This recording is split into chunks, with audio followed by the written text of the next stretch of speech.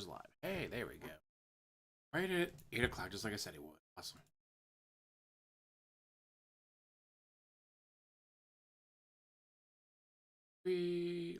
Share.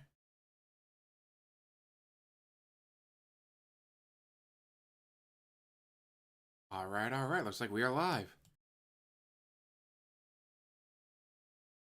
Of course, I immediately had to cough. Womp womp. How about we do a little intro? Oh, what that aroma can do, brighter day for me and you. The best part of waking up is in your cup. Ta-da! All right. We're gonna have something a little special today. Hopefully, if I get everything to work. But it should work. Just saying. Hello and welcome to James, the Lesser Express Lane, where we get you in and out as fast as possible with a very special live stream. I don't care about the Chiefs Packers game. Chiefs better blow them the fuck out of the water. I'm just saying, they better blow them out of the water. And I'm off tomorrow, so I can be up a little later than usual.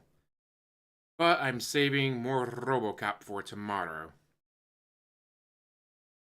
That's right, there'll be more RoboCop tomorrow. But, as of for today, we shall be doing this. Starting off with a daily wrap, just so people can have time to show up, check in, and well, let's watch. Good evening, everyone. Phil here. Welcome to the Daily Wrap for what was Saturday, the 2nd of December, 2023. Happy to report, it does, at least to me, look like the internet issues are solved. We'll find out, obviously, as the week progresses, but right now, it hasn't happened at all. There's been no issue, so let's just hope for the best. Fingers crossed, right? Except, he blamed the Comcast hacker on a slow stream for Street Fighter. As for today, an interesting streaming day. First of all, it was a very packed and important Level 1 podcast because the Fallout TV series actually released its first trailer just, a little bit right before the show. And so I talked and I gave my first impressions about that on the podcast. In addition to that, we actually did a big countdown of 25 popular Christmas movies and specials and talked about each little one. Reason being, number one, people are looking for ideas to suggest for me to watch Christmas content to review for DSP Reacts this month. And this is a good idea for people to say, oh, here's some ideas of things I should ask him to, watch and review. But also, the fact that we're going to possibly do a Christmas tier maker. Probably on Christmas. Now, mind you, he's not making a tier maker. Someone else will make the tier maker. He does absolutely no work for his channel. And you know why? Like, it's been tough. My life has been tough over the last decade. It has. Very tough. Christmas Eve this year. That would involve ranking some of these Christmas specials and movies. So it was pretty fun podcast today. Had a good time with that. Then we rolled into Modern Warfare 3 multiplayer as the daytime stream. Now, here is the thing about Modern Warfare 3. It came out about a month ago now. When it came out, I started it as daytime multiplayer streams. People liked them because I had played the beta, and the beta was a bunch of maps from the classic Modern Warfare 2 from all the way back in 2009.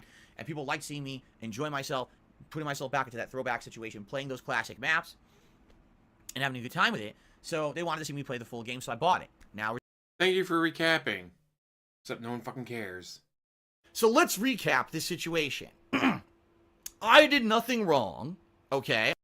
You did everything correct.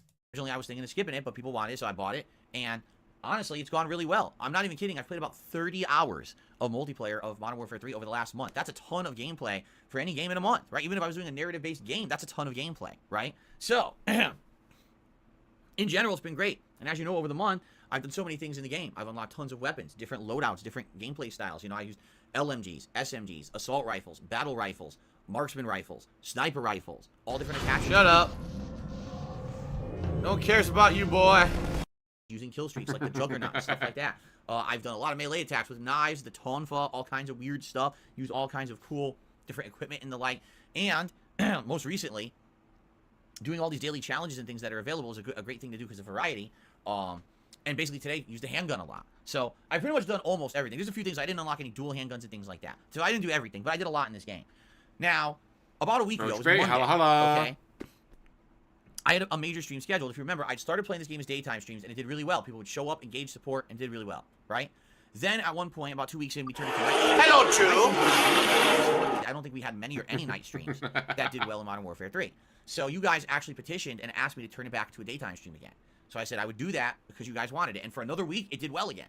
Okay? But then, on Monday, I had my internet issues. I could not stream this game during the day, which sucked. So I had to make it a night stream again, and it just did not do well as a night stream. Now, I chalked that up. You took your chance. You failed. You're done. It's over. You lose. Good day, sir. Actually, okay, that was because the internet was messed up. Even Right? going to the But daytime, it today, didn't help him. We had a major stream. 3+ hours of Modern Warfare multiplayer. Basically, the hype is just not there anymore. You know, it's been a month now, 30 hours of gameplay, way less attendees, lots of lost engagement. What I mean by that is a lot of people just sit in the chat, don't even talk about the game. They just have their own conversations. They just, you know what I mean? If you're here on a gameplay stream and you're not really caring about the gameplay, something's wrong, right? And I know for a fact right now there's many other games that I could be playing that you guys would be more engaged with. You've been asking me for them, right? So Like Baldur's Gate 3. Or, even better, RoboCop, which you have 3 codes of, jackass. I got that in consideration in addition, and this is just being truthful and transparent. Contributions came in during the podcast. When I started playing the game, literally 0. It wasn't until the last half an hour I received 1 tip and 1 super chat, and that was it for the entirety of over 3 hours of gameplay in Modern Warfare 3. People have lost interest, all right? So, I like it. I like playing Modern Warfare 3. I think that it's fun. It was as laggy as some of the matches can be. When you get in a tear, and, you know, the funny part is, I didn't play free-for-all in like 2 weeks. I turn on free-for-all. I win the match right away. Win the first match. It's like, you can't make this stuff up, right? But I can tell. And so, as a direct result of today's stream, I made a decision about the schedule. We'll talk about that in a second. We're going to change up the schedule, and it looks like RoboCop's going to start sooner rather than later. About fucking time. You've had it for a week. For free. Because I don't want to keep playing a game people don't want. All right? So, that was the first stream. Tonight's late stream. Might be a all right? llama, but The he funny- needs. I need banana, tasty banana. Put banana in my mouth. Squeeze the peel, it comes in. Then squeeze banana. Part about it is, when I play Like a Dragon Gaiden, all right, we get less than half the viewership of other streams. Seriously. Like tonight, I This wanna guy's a say on fucking average, piece of we shit. probably have A between living 200 piece of 250 shit. viewers on stream. I didn't look. But that, you know, A and- living dog turd. What's it like being a living dog turd, I wonder? It must be pretty smelly. when I was powering down, I look and it said, "Oh, Scott, yeah, 210 how's it or something like going? that." I'm like, all right. But here's the thing. Engagement. People talked the entire stream. Hello, Drew. Other things. We were all having a chill time. It was very fun because of that. Support. Superb. Superb support. We had gifted memberships. We hit our members goal for the day. We had tips. Everything. Because people are having a good time and engaging with the game and enjoying it. That's the ticket. Because there's so many, I hate to say it, there's so many people on YouTube that do it wrong, in my opinion. All right? They don't cry and beg, guys. They do sponsorships where someone else pays them, like a billion-dollar company, instead of begging their fans to open up their Velcro wallets, guys. So many people on YouTube are about, I need to get the most views, the most attention, the most subscribers. Fucking owned. Play those video games, bitch. The most. It's all about numbers to them. All right? My streams are not about numbers. My streams are about enjoyment. If we're all enjoying each other's company, if we're enjoying the gameplay I'm putting out, then the support and all those other things that I need to operate a business will come with it. Not always, but for the most part, that attitude, that mantra has worked, and I'm here after 15 years. There are YouTubers out there that are bigger than me, that get way more views, have way more Hello, subscribers, Drew. and they don't have the amount of success and support that I get. Why? Because I'm different. I strive to put out stuff that my audience You've been doing it for 15 years. You got in early. That's why. wants and will actually come back to enjoy and support. I'm not just pumping out crap for the masses. I don't care about being mainstream popular. I never did. Okay? So that's why I'm playing Modern Warfare 3, and it's like, man, we had some viewers, but nothing else. You know, people are disengaged, not enjoying, support's non-existent. And then I play a late night stream that has less than half the viewers, and everyone's excited, everyone's talking, everyone's having a great time, and of course the support comes with that. It's like, that's the difference. Do you see? So, Okay, where's the evidence? Present evidence of what you're saying. But he can't, because it doesn't happen. All that shows up is maybe a whale. If he's really lucky, he gets 2 whales to show up. Not everybody's having fun, guys. Snort. They're having so much fun that they just give me all their money. No, literally a whale, sometimes 2 show up. really loved tonight's stream. We had great progress. We did a ton of side content. We finished 3 different major ongoing side plot lines with the Akame Network. A lot of combat upgrades. In fact, now, I was complaining the whole playthrough that I didn't like the agent-style fighting that Kiryu has. Tonight, I upgraded to the point where he can grab and pull a ton of enemies towards him at once. It's really neat. I was like, holy crap, like, this is way better now. than it had been previously. It's actually a much better fighting style now. So I'm using it, I'm like, I like this better than the other one now, you know? So it was really fun, had a great time. And I want to say thanks everyone that was there. And of course, if you're continuing to watch that playthrough after the fact, thank you as well. So it's all good there. All right, now, let's talk about the rest of the week. Tomorrow's a weird day. Sunday the 3rd. Why is it weird? It's my React day, so it means we're going to have a podcast here on the channel in the morning, but then we're all going to flip over to my React channel, DSP Reacts, to watch DSP versus the internet. In fact, we're all going to flip over, and by we, he means him. Very few people do that, except for a couple whales. This is how he hit $100 on his stream. It was $104 in tips. Congratulations. Right after I finish recording this and I get the videos uploading, I'm making the playlist for tomorrow, okay? If you're a member on DSP Reacts, I certainly hope that you submitted your clips for tomorrow's stream. In fact, I get the feeling we'll likely be watching the Fallout TV trailer This guy's a together. fucking piece of shit. A living And piece of many other shit. things, hopefully holiday related. I'd love to see a bunch of Christmas related stuff. After that show, there is no other stream. Why? Because I have a bunch of private Patreon React videos to film and upload, and I need to. He's getting like $200, maybe even a little more, every month from his Patreon that he never mentions. Because that money's gone already. Stranger, how's it going? Yeah, sometimes the camera reacts. Hello, Drew. time to do it. In fact, I need at least a couple hours to do it. So I need to take time out of my schedule to do it. I don't have that time outside of, the stream time. So that's tomorrow night. I'm not streaming tomorrow night. Okay? Except you literally have nothing going on in your life. You can sit there and cry and complain that I have no time between streams. You have a couple hours. Then after stream, you're up until 3 o'clock in the morning. Your time. Jackass. This guy constantly whining. Wah, wah. Shut the fuck up. God damn. Wah, wah. And that's weird. It's been a few months since this happened. I actually, for the last few months, I've always kind of squeezed in the videos, but now I need to take the time off this one because I have more videos to do. Hope you understand, okay? When I come back on Monday, full force streaming of gameplay. Monday's going to be more Super Mario RPG Remake as we hit the end game. We're very close to the end of the game, and if we just played story, we'd beat it. But there's supposedly optional content, like new optional post-game, end-game content to do. We'll have to see because I don't know what's new in this version. So we'll see how it goes on Monday. Monday night, more Street Fighter 6 with Dalsim, which I'm very excited for. If you missed out on Friday Night Fights last night, oh my god, I did so good with Dalsim. Actually, today, we went through the stats. That was the best session ever of ranked gameplay that I've had at that level. Anytime I played Diamond, I've always gotten more losses. That was the best win-loss ratio ever at the Diamond level. It was remarkable how many wins and losses I had with Dalsim. It was Ali, how's it going? Monday night. Since Modern Warfare 3 now is kind of played out and really people aren't showing up and engaging in Hello, Drew. multiplayer is going to go on the back burner. I don't even know when to tell you the multiplayer is coming back, but I'll tell you this. Tuesday, daytime stream, the premiere, RoboCop Rogue City. We're going to play it on Tuesday. We're going to start this playthrough. It's already installed on my Xbox. We're good to go. I can't wait to try it. You guys have told me so many good things about it, so that's the playthrough debuting on Tuesday. Tuesday night will be more like a Dragon Gaiden. Wednesday's daytime stream, as long as everything goes according to plan and everything's out, I'm going to try Warzone 3 in Modern Warfare 3. Supposedly the new Warzone releases. I now haven't done the Battle Royale in a very long time. I'll play it, and for the first time Why are you waiting until Tuesday? Ragnar. Hello, Drew. Welcome to the stream. ever, this coming Wednesday, daytime stream, and see how it is. Hopefully it's good. Hopefully people show up and we'll engage with it. People used to like when I did Battle Royale, so let's see how this one is, all right? And then Wednesday night, I'm leaving open. Wednesday night could be more Street Fighter if we want. It could be more RoboCop if we want. How about whatever. them I'll leave it open. Cardinals? We'll determine over the next few days what we want to do Wednesday night, okay? Hello, Drew. Keep in mind, this coming Friday also is another new game, Avatar Frontiers of Pandora. So now we're going to have 2 new games in the rotation. And so that makes sense to not have Modern Warfare 3 multiplayer all the time. You know what I mean? Why are you playing this Avatar game? The only reason I think he's playing the Avatar game is someone donated it to him, because why else would he be playing it? There's no hype for this game. These are only movies that can make $2 billion, and then the next day people go, oh yeah, you mean the blue people? There's a character named something in it, right? No one cares about the blue Avatar people. It's amazing. I don't think I've ever met a person who's actually seen it in person. Yet they make $2 billion somehow. So, okay. So, guys, that is the plan. That is what we're rolling with for now. I hope that sounds good.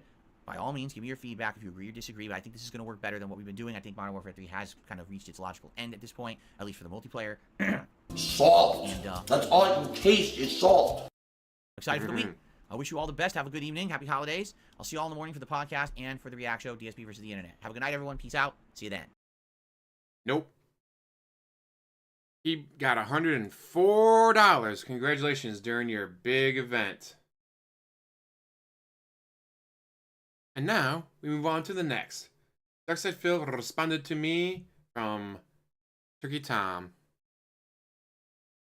This might be his final response. We'll have to wait and see, but I like that Turkey Tom didn't really do anything to DSP, but DSP hates him now. It's amazing. Like, all you had to do is mention DSP, and all of a sudden, guys, this person attacked me. I'm allowed to wait for the downfall and attack them when they're in the bottom, guys. It's what I do. Yeah! Woo! Right up my ass, baby. I love it. Whoa! We're already up to 20 people. Nice. Hello, everyone. I know, kind of random. Don't usually do this, but I wanted to try something different. I'm saving RoboCop for tomorrow. Can you imagine I beat RoboCop before he even starts the first stream of it? He's had the code since before the game came out. He could have it preloaded and played it day one, and he's refused because he's a dumbass. I can't wait for him to ruin it. Last video about DSP was the last one I'd ever do. Apart from maybe if our interview happened, then that would be obviously content we would do together, but it wouldn't be like me talking about him, it would be me talking with him. I thought that would sort of put things to bed forever. No more drama, Phil said. No more conflict. Only peaceful gaming. But he just kind of ghosted me, left me on red in the DMs. He truly owned me. I'm not worth his time, I guess. And that would be fine. Like I wouldn't really care if he had just ghosted me. It doesn't really make a difference. But then he just started talking about me all the time on his streams. And people started clipping it. So now I feel like I should weigh in a little bit on what he's been saying about me, considering he's been talking about me incessantly on like every stream for a little while. I guess his opinion on me has soured since we first spoke, or since the first time that my video came out. He was like, Tom's a good guy. At first he was calling me a good dude, but I guess now he's not really enjoying my swag. He's on a different wave now, so You big nose freak. Haha. Isaac Heimler. That's my name. Terrible. Consider this my response to DSP, probably for the final time. But there you go. Anyway, we'll see what happens. I'm not promising anything. As you guys know, I'm busy. I got a lot of stuff going on right now. I'm too busy, as you guys know. I'm a busy dude. I barely have any free time to do anything. We're juggling. Again, he has no free time to do anything.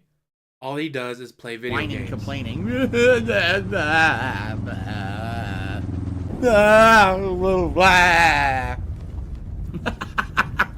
Whining, complaining. Doing a lot of stuff, but I just want to throw that out there. I'm not a closed off guy, and I'm not against fair discussion about anything, and I'm not here to debunk anything either. Like, I'm not upset that Turkey Tom made a documentary about me, and I'm not here to say, oh no, I'm here to really slam you and tell you that you really hurt me or anything. I actually don't care or even know what. It was a pretty good overall documentary. Only had a couple things that were wrong, but it's not like he attacked DSP. He just put out the facts. DSP hates the facts. The impact is, because I'm just doing my own thing. I don't, I'm probably the most laid back guy about it at this point in my life. I just don't care, You tell me that anyone in their right mind would think that that's okay. I'm sorry, but anyone who's involved in this lolcow culture shit, you got to get yourself fucking reassessed at a fucking professional. I dare you to go to a medical professional, a psychiatrist. Tell them you sit on the internet and all you do is you bully people, or you laugh at other people bullying people, and you watch degrading content about people who you think are pathetic. And this is your... You are pathetic. Shut the fuck up when I'm talking, you stupid anime bitch. Actual source of enjoyment.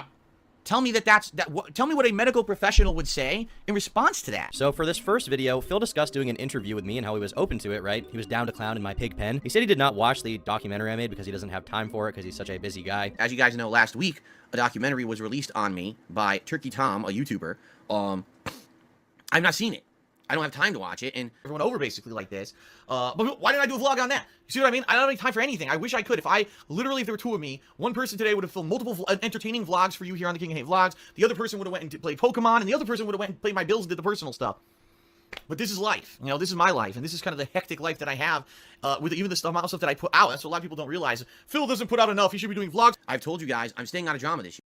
I love this because it just goes to show that he's not changed. It's been a decade. And he still acts like, guys, I have no time. How do you not have any time? You literally do nothing but stay at home and play video games. Wesley! Hello, Drew. Welcome. Trying to do something a little different. year, like purposefully. I guess in the busy schedule of being a Let's Player and having to press pay on a bill on his computer, he's just too caught up with things, you know? The lifestyle of a YouTube gamer truly is something I, and you guys, cannot ever understand. Now, to an extent, if you're working hard on YouTube by putting out a lot of content, you can have a busy schedule, there's no denying that. But Phil's stuff is so low effort with such low production quality, I feel like he could film a Let's Play, film a vlog, stream, and pay his bills in one day. A Let's Play takes, what, an hour or two to record, maybe. A vlog could be 2 hours, maybe, if he's really pushing it, you know? I don't think DSP's life is that interesting, so I feel like it's pretty easy. He streams for 4 or 5 hours at a time, so you throw that on the end of it. And then paying bills, I mean, paying bills alone doesn't take 10 hours, that takes like 20 minutes, right? At the most, this is like a normal work day of things he needs to get done. If he wanted to watch— And mind you, it should all be auto pay, but it's not, because he uses that 14-day grace period. The guy, my bills are due on the 15th, but I can't pay them until I get paid from YouTube, so I don't pay them until like the 22nd, 23rd, guys. Which is why he doesn't have it on auto pay. But mind you, guys, years ago, people told him, dumbass, you call the company, it's like, hey, I don't get paid until the 21st. Set my payment date the 26th. Set my payment date to the 26th. I'll pay you guys on time every time. Instead, he said, no, that doesn't help me, right? Now. I'd have to wait a month for that to help me. Are you a functional retard? I have to ask. Yes, he is. the documentary, he could watch it. He doesn't need to. I'm not owed that. But realistically, if you want to find the time to do something, you can do it when you're a content creator. If there's some other reason behind not wanting to watch it, then just say that. Don't make up this excuse of your life being so hectic and insane that you can't watch one 2-hour YouTube video. There are people out there with real jobs who genuinely do not have the time. So, I mean, this is a little bit insulting, right? It's not like his schedule is so packed. He's got to go to this office and that one. He's in meetings all day. He just can't find the time. Like, he could find the time if he wanted to. If there's some other reason, I think Phil should just say it. But Phil did see my follow-up on this channel where I said I wanted to interview him. And he once again was sure to make it abundantly clear in his response that he will not step within state lines of Daniel Keemington, also known as Keeming Star, the Gnome Star, the Rat of YouTube, or Meme Star. I guess Turkey Tom actually came out with a video overnight, and basically it's his response video to me, and I guess he addresses some of the things that I said back about his documentary, and he said that he would be open to some kind of a discussion, whether it be like a video call or on the Lol Cow podcast. Do you really think I'm going on the Lol Cow podcast? I mean, no. You should, jackass. Just saying. Oh, I'm all for it. Cuck life, 100%. Live the life of the cuck. Why not, right? Under absolutely no circumstances whatsoever would I have anything to do with anything Keemstar related, or especially now Boogie related with, you know, basically what happened in the last year and stuff like that. Hell no. But I will say this publicly. I have always been open to discussion with any of these people who wanted to do a documentary on me. There's never been a closed door policy, but no one's ever asked. People just release. People have asked. You've told them no because you don't want to answer any questions. Mr. Pico Fan, how's it going? Welcome to the live stream. Oh, wait, almost forgot. Hello, Drew. Terrible. Someone sent me this soundboard. I've been playing around with it. It's amazing. Like, it's been tough. You know, my life has been tough over the last decade. It has. So let's recap this situation. I did nothing wrong, okay? So I did everything correct. Stuff on me, literally with no info from me or input from me, right? I mean, because all you do is don't you fucking think lie, that maybe the documentary jackass. would be a little bit better if you get the side of the person you're actually covering? No, because all you're to gonna do is everything else that lie. you're already going to say. I'm just saying it probably would make it a more complete work, would it not? But that's Nope. never happened. In the 15 years I've been making content, not once has a person stepped forward and said, hey, I'd like your side before I make this giant video about you that's going to say a lot of negative things. If that is the case, I'm surprised. I feel like a DSP interview would be pretty good for anyone. In all fairness, I did ask for an interview after the fact, but regardless, it could be additive to the main video. And I think people would really like to see how he feels about his content and about his life in general, which is what I told him, by the way. I didn't tell him it would be like a drama gotcha interview. I did tell him I would talk about some of his controversies, but I also wanted to talk about his community, the trolls, his whole history as a whole. And as a whole, I mean, the What video game that is I he made is playing? mostly not my Skate? opinion. It's just telling his life story. So who better could there be to comment on a life story than the guy who lived it, DSP? I don't know that he's going to be totally honest, but, you know, I might as well He's listen to not. him if I did a 2-hour video, right? Like, I'm still willing. I guess Turkey Tom is now saying, oh, you know, now I'd like to talk to Phil. Well, after the fact, you know, it's not going to have as much of an impact. But again, I'm not against it. If he wanted to talk to me, there's avenues to contact me. You could DM me on X/Twitter. You could send me an email, darksidephil@hotmail.com. You know, all these avenues. I have all these ways you can. But if it goes to his spam folder, he doesn't check it. Ever. Salt. That's all I can taste is salt. contact me for any kind of professional level stuff. Oh my god. Like, I'm just so tired of this stupid shit. I really am. If you want to. If you don't want to, that's fine too. You know, I'm not asking for that. Like I said, I'm not out there seeking interviews or anything like that. You know. Talked himself out of the interview. Talked himself out of $50,000 from Keemstar. Plus more in the future. Because he'd rather sit there and beg. Again, today's his only stream. He made $104 in tips. Minimum wage would have made him like $149. He would have made almost $50 more if he'd worked a regular minimum wage job in Seattle. You know, I'm staying out of drama. But if there were any questions about, you know, things said in the documentary, or, you know, wanted to have a 30-minute discussion about it or whatever, you know, I don't care. What's the big deal, right? This guy's a fucking piece of shit. A living piece of shit. The thing is, like I said, at this point, I realize this is going to go on forever. There's always going to be people making this kind of stuff. I'm not offended. I'm not going to stop them. Who cares? Who cares? Right? I have my own life. I have my own stuff to focus on. I'm, like I said, I'm staying out of the drama. Holla holla! Wednesday for this membership. Aspect of it. holla But it for sure the would be great dollar. if someone could contact me directly for once, rather than, oh, we have to talk in our own content. Like, I'm talking in my podcast and stuff about it and stuff. People have tried. And then when they get into your chat, say, hey, I emailed you the other day, you never responded. Or maybe went to my spam folder, send me another email. Why don't you check your spam folder then, jackass?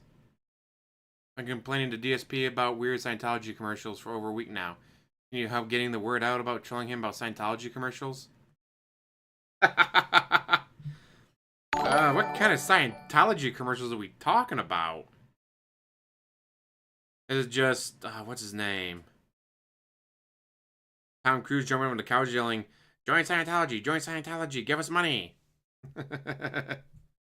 That poor skin suit is falling apart. The avenues are always open. He's a beautiful 15 So I don't know years. why people think I'm such a hard guy to reach or something. I have no clue. I really don't understand it. Let's see, you've blocked majority of Twitter. They can't respond to your Twitter unless you open up replies, which you never do. Your comments are edited on YouTube. If they try to email you and it goes spam, you don't check your spam folder. Yeah, it's pretty fucking hard to contact you, jackass. Oh, they don't exist. It's just trying to do it to get Phil's goat nice. But anyway, yeah, if he wants to actually talk with me or set something up, he has avenues to publicly do that. Okay? We'll see, I guess. The thing is, like, I'm not going to sit here. My whole agenda is I don't want to debunk the guy. I didn't even see the documentary. You know what I mean? Like, what I've heard is he said certain things about when I was working at helicopter support. What bearing that has on today, I have absolutely no idea. It's a job that I held. You bring it up all the time. In fact, it wouldn't surprise me when you called Comcast. This all started 12 years ago when I lost my job at the helicopter company. God, can you imagine having to listen to that pity story over the phone going, holy shit, dude, just shut the fuck up. Just shut the fuck up. Just shut. I don't fucking care about your helicopter job 12 years ago.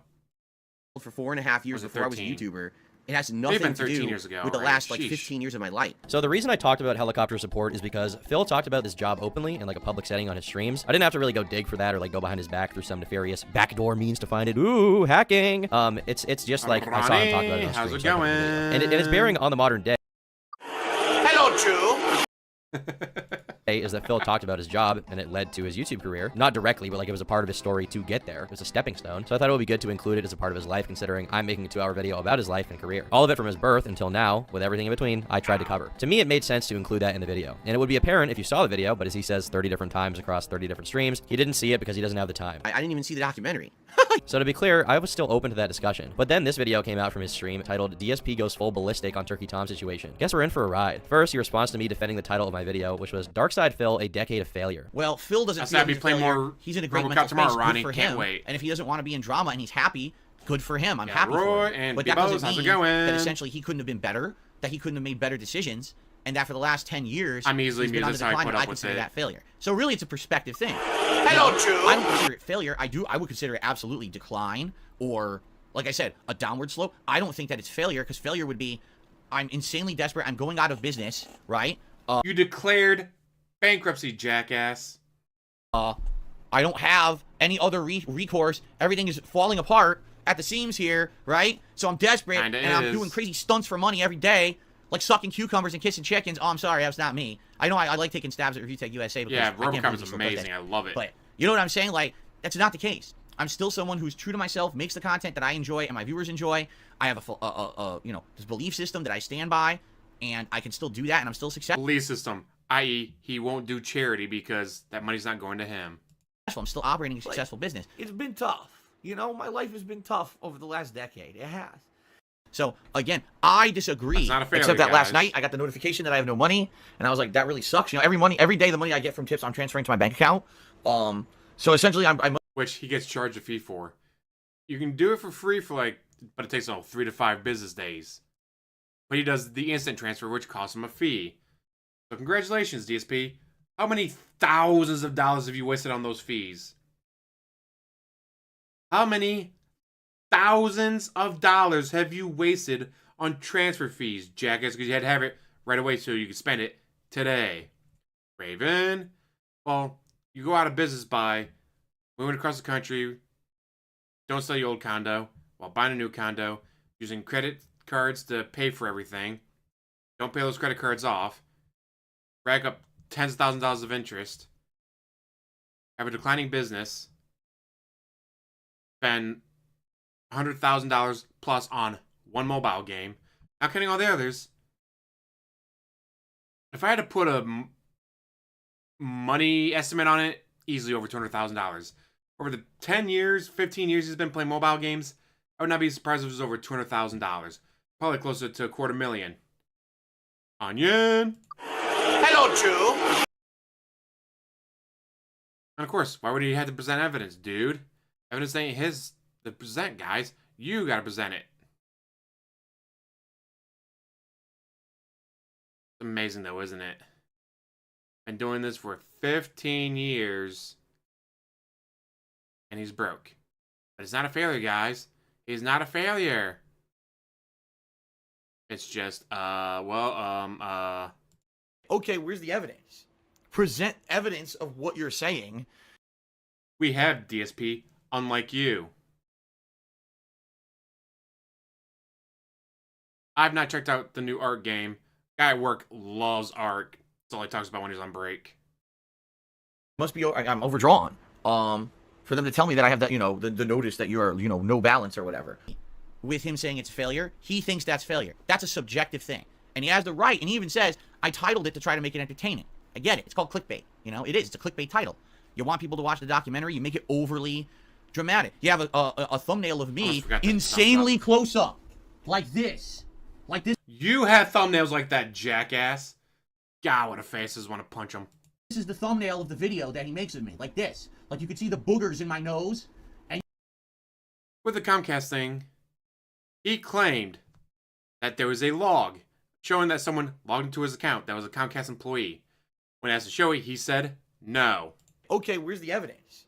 Present evidence of what you're saying. And he's presented none. If I had to put money on it, I would say either A, he's working with OIC or another whale to make it look like this is all going on. Because, guys, there's a troll going on Kiwi Farms with screenshots. There's no proof that the screenshots have anything to do with DSP. Could all be photoshopped. It's like there's no way he would let the names of his Wi-Fi be changed to Pandaloo was hotter or Greedy Piggy. But there's no evidence that those were his Wi-Fi names. Again, it could be OIC, change Wi-Fi names on his, take a screenshot, sends it to DSP, then tells DSP, hey, present it as yours, so it's proof that you got hacked. Yeah, if I had to put money on it, I'd say he's working with OIC or another whale to make it look like there's a Comcast troll. you can see like, hi, a decade of failure. Hi, how are you? Right? It's like, I get it. That's YouTube. That's the shtick of YouTube. That's what you do, right? People are like, Jesus, stop. Back up. What? You don't like getting up close and personal with your favorite YouTuber? You don't like that hair? What's in my mouth? Phil's getting a little silly here, guys. Look what I It's can like- do online. Wow. I mean, it could have been DDoS, or it could have just been him messing with his settings. Or I see messing with his settings. Ever since he missed those 3 days due to illness, including the Halloween marathon, he's been desperate to drum up business. And his usual shtick ain't working, so he's got to try something new. He's having too good of a time. You know what I mean? I think it's safe to say that the title probably bothers him more than he's letting on, but you know what? I can't harp on that forever. Whatever. Stop this! Sometimes in the video, he says things, and I'm like, wow, that really resonates. That sounds great. And then he'll say something that immediately like contradicts it. It makes it feel like almost like a red flag. And let me tell you. So he'll be like, you know, he said to his audience, he wants to keep out of drama, and I respect that, and I get that. If he really is happy in his mental space where he is, and he likes what he's doing. He had years to upgrade his computer from Windows 8 to Windows 10, and he never did. It was free. That's how I got Windows 10, because it was free. I went from 7 to 10 for free. Nope, free wasn't good enough for DSP. Free was just too much money for him, I guess. Insane, isn't it?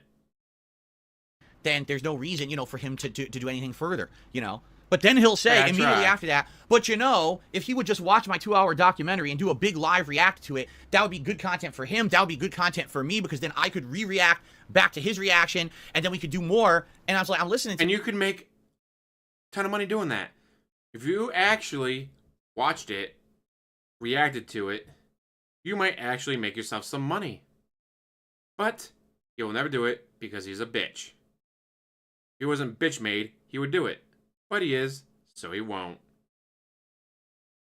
To it, I'm like, so I get it. What it is there is now a community on YouTube. Okay, it's a vicious circle kind of a deal where someone says something, and it could be innocuous. It could be like a little comment. Someone responds to it. Then someone responds back to it. Then the reaction community watches the statement, the response of the response, and they create the next level of content out of that. And it just becomes this giant circle of spinning content of people all reacting to drama. All right? And you might think, well, I did a video before about what deadly sin best represents DSP. And to me, it's gluttony, because he has to consume. Why is he greedy? Because he needs more money so he can consume more. But you have to admit, his pride is pretty fucking powerful. But eventually, he will do stuff that I'll never do that, guys. I'm too prideful to do that. Eventually, he will give up because he needs to consume more. And if it hurts his pride, but he gets to consume more, he will do it.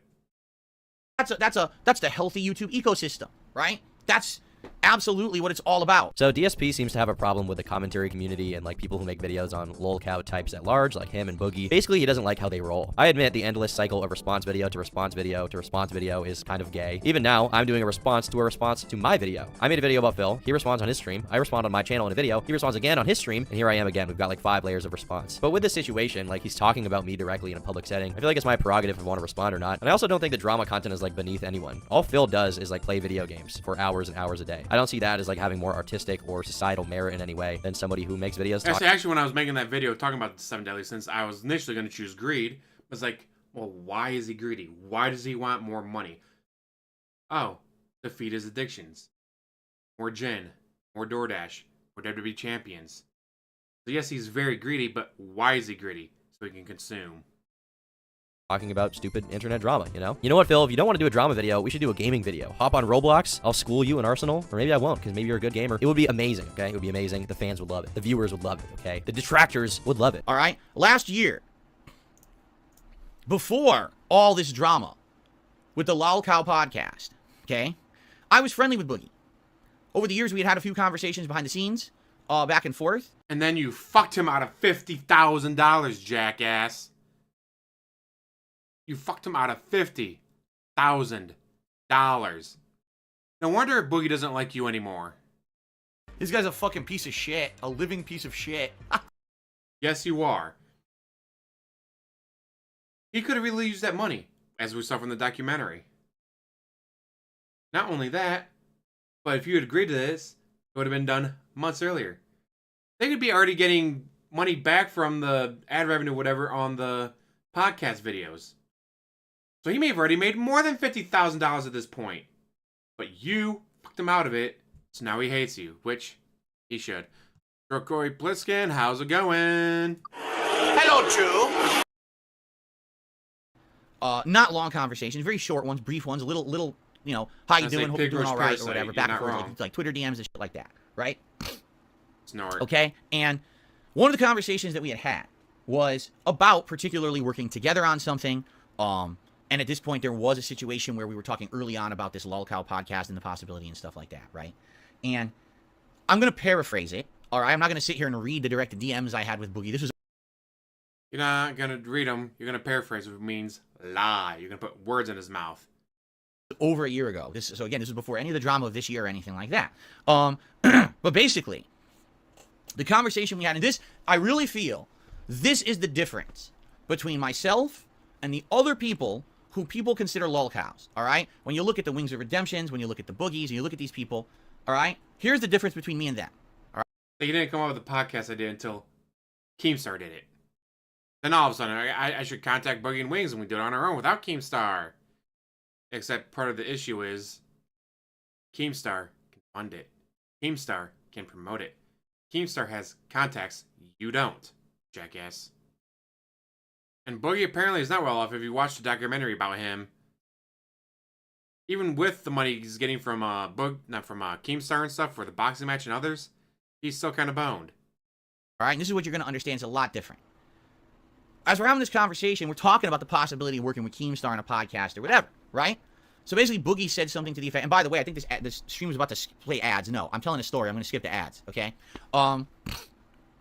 Basically, the way he equated, I know this is weird. I didn't bring this up. He did. But true. Boogie actually said something to the effect of the way he sees YouTube or how YouTube is kind of like Walmart, all right? So let's think about that. It's kind of like Walmart. Well, Walmart, everyone knows, is a pretty bad business, right? Walmart comes into town with the lowest prices, the lowest cost for their products, and when Walmart comes to town, they sweep in and they take over. They could cause all the small businesses in a town to go completely out of business, all right? They, sadly, underpay and mistreat their employees. It's well documented that they do this, okay? Like you underpaid and mistreated your employees? Oh wait, you didn't pay them at all, which is why they all fucking quit on you. Remember Respect to Pac and other Howard and all that? Or other OJ? Let's see, it was Rambo, Howard, OJ, Respect to Pac. I think I might be missing someone. Yeah, you didn't pay any of them. How you gonna sit there? They don't pay their employees or they underpay them. You didn't pay anyone, which is why they all quit on your ass. And the employees are overworked, underpaid, not trained, Well, he's right? like comparing it They'll to a have someone who's a restaurant, door like greeter, who's an elderly person. This is their job. This is great. They have a living. Oh, you're fired. We don't need you anymore. Why? What did I do? You didn't do anything. This guy's a fucking piece of shit. Anything wrong. We just don't want to pay anymore. Bye. Right? This is how they are. This is their company. And there's countless stories of Walmart being a bad company in this regard. Now, Walmart is a fine company. They don't break laws. They do everything law-abiding, and, you know, they're on the up and up. But, man, when they come in, they can completely wipe clean a small town, and now the whole town's focused on their Walmart, right? Now, you could argue positives and negatives about that, right? Walmart, now we got to shop at Walmart, and there's nothing we can do about it. So now it's a Walmart town, right? That's YouTube, in a nutshell. That's literally YouTube. And that's this lolcow culture on YouTube.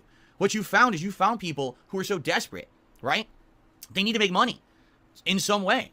They can't just operate anymore and have a life on YouTube for some reason. Maybe they, you know, their popularity has waned. Maybe they just made a ton of mistakes or whatever. And the only way that they can get attention on YouTube, Yeah, contradicting himself within seconds. Nothing new for DSP. is by creating drama. So what they do is they create the drama. They know the drama's toxic. They know that it's harmful. They know that it's not good. But that's the only way that they can get by. So they sit there and they create drama. This is a real cycle that some people like Boogie fall into for sure, and it's kind of a sad thing to see, but this is a personal failing by people like Boogie to constantly respond to everyone. Even Phil himself is doing it by what he's saying right here. He's responding. He's part of the cycle. And by responding to me instead of doing an interview or instead of just ignoring me outright, he's kind of fueling this whole thing a little bit where he just rolls the ball bigger and bigger and bigger. And now, the way I even found these clips is not on Phil's channel. It's on these other DSP clip channels, which I assume he makes no money from because he doesn't run them. I mean, imagine if he clipped this himself or had someone clip it, put a picture of my face or my little, you know, cringy avatar in the thumbnail with him and called it Responding to Turkey Tom. Imagine the money he would make from responding to Turkey Tom. That's probably 100,000 views right there, especially if he... Yes, but he won't do it because he's a bitch. And he hates giving attention to others that aren't him. Because if, let's say, one of his whales goes over to Turkey Tom and goes, wow, this guy's actually entertaining. Why the fuck am I watching DSP? This guy's actually entertaining. And he leaves DSP. The DSP has to hunt down another whale. And they've been pretty fucking rare. They're almost extinct at this point. Dropped it right after my video came out. The ad revenue would be pretty nice too, because, you know, Phil likes to talk for a long time, so it'd probably be a 35-minute video. But instead, these clip guys like Duty Streams and DSP Tries It, Memology 101, are just going to collect all of that Holla holla to the other detractors.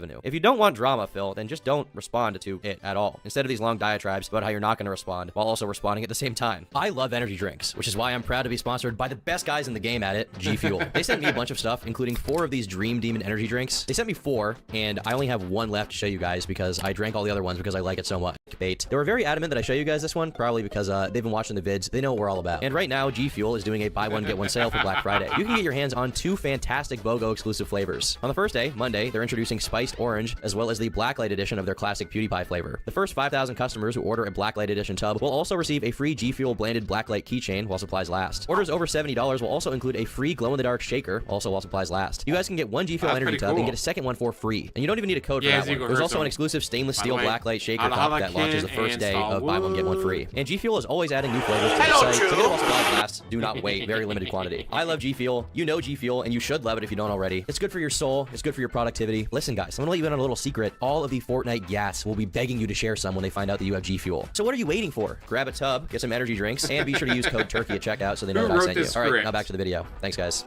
So literally, the reason he wants me. But notice, guys, he's shilling for a company. Yeah, and they paid him. And you know what he doesn't have to do? Beg his audience for money. To watch his documentary is for more content for himself. Do you understand? He admits it right there in the video. He says it. Dark Knight, Phil the lol cow. And then he says at the end of the video, well, you know, unless Phil decides to actually do this interview with me, I think I'm done milking him.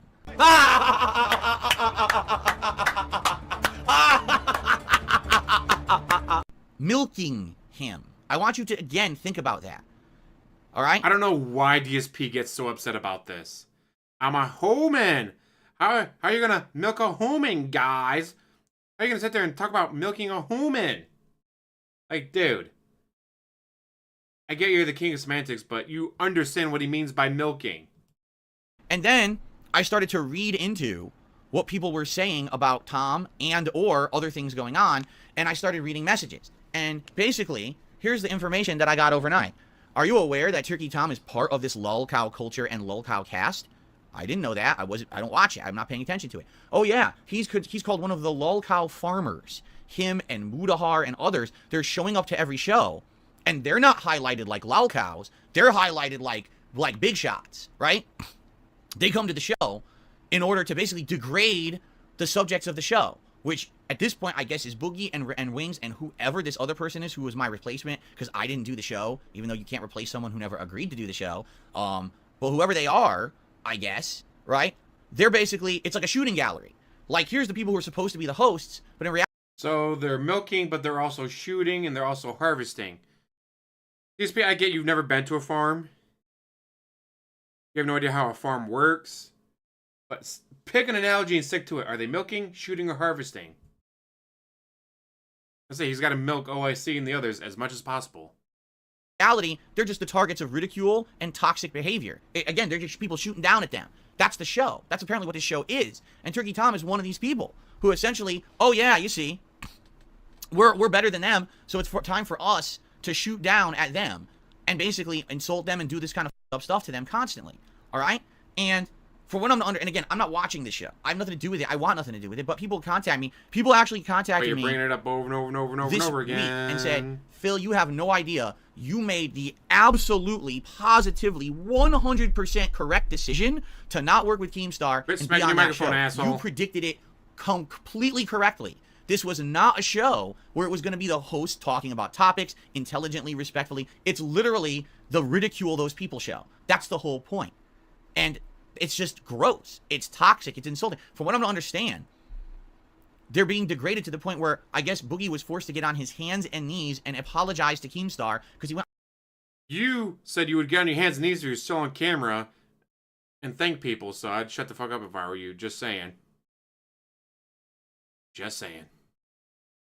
On someone else's show, and there was drama, and he's like, you should have done that on our show to make us money. Lord, first of all, Lord D is parody. Hello, Jew. Second of all, that is a great line. I'm going to tag that or pin it, whatever. Considering Phil's wife, I'm pretty sure he thinks farm doubles as brothel. Oh, that is classic. Yeah, the Lookout podcast already mocked him a couple times. It's hilarious. Guys, they shouldn't. Don't they know who I am? I'm DSP. I've been doing this for 15 years. Now apologize to me that you did this because you're so stupid. Boogie did do that. He did get on all fours. That's true. But once again, he doesn't have to be a part of that show. Additionally, I take great offense to my characterization by Phil. As a farmer, I respect the animals I work with. I love and care for them. I give them a wonderful, amazing life, and I respect their natural order. They're fed well. They have lots of other animals to play with, and I even name them. But like any good farmer, there comes a time when the animal has become plump, has become ripe and fully grown, and it's time to slaughter. The harvest is coming, Phil. I hope you've been eating well. We wouldn't want you to be too small for store shelves and end up in a meat grinder getting turned into dog food instead of having a dignified funeral, being put in some plastic wrap at a Publix. But in all seriousness, I don't show up on every lolcow podcast, to be clear. I just show up on the farmer episodes once a month. And as for Boogie, on his hands and knees begging for forgiveness. I'm sorry, Jordy. I'm fucking sorry. It was fucking stupid of me to go on Rich's fucking show and give away the fucking storyline. I'm a fucking attention hog piece of shit. It was fucking stupid. I should have left the moment Muda came on. I did not see this before. This is fantastic. This is even better than DSP. Like, it's been tough. You know, my life has been tough over the last decade. It has. fucking stupid. And I'm fucking sorry. I understand your decision. I'll hand over any passwords you need, whatever you want. Sorry. I mean, he chose this. He didn't have to do this. He wanted to apologize to Keemstar. He wanted to make Keemstar feel like he really felt bad. Keemstar didn't even tell him he would be, like, off the show if we didn't do this. He just kind of said it as, like, a joke in a moment of anger because he was mad at Boogie for giving away the content intended for the Lolcow podcast to Review Tech USA. And yet, Boogie decided to do it. Because who would expect anyone to get on their knees in real life and beg for forgiveness on video? Well, when it comes to Boogie2988, I guess we can always expect the unexpected. And Phil overall expresses distaste for the Lolcow culture, I guess, like, making fun of these guys that exist. I guess he doesn't like channels like mine. Overall, is like a concept. I'm wise to this shit. When you tell me that the name of the show is the Lolcow Show or the Lolcow Podcast, there's no respect. There's no intention of actually helping people or doing something positive. That's a toxic show. That's the point. From the day it was incepted, I knew that was the point. You know? That's why I want nothing to do with it. I'm so... Here, and again, here's the difference. Boogie and Wings, they shop at Walmart, right? Anything to get ahead, anything to make a buck, anything... You don't shop at Walmart because there's stationary people there. Dark-Seated Flo, how's it going? Hello, Drew. I'm having way too much fun with the soundboard. I just gotta say, ESP, why are you gonna shut up people who shop at Walmart when the only reason you don't do it is because there's stationary people there? I'd have to chew my fucking hoof off. You cry and beg you have no money, you can't afford groceries, but then you go to more expensive places. Jackass. to fucking get them to a position where they're doing something because they need that, right? I don't need that. I'm successful. I have a business. I'm good. At 50 grand. People come and watch my content. Nope, turn it down. They enjoy my content. They support my content. I do positive content all day. I don't do this lolcow shit. People try to pull me into their spinning vortex of drama shit.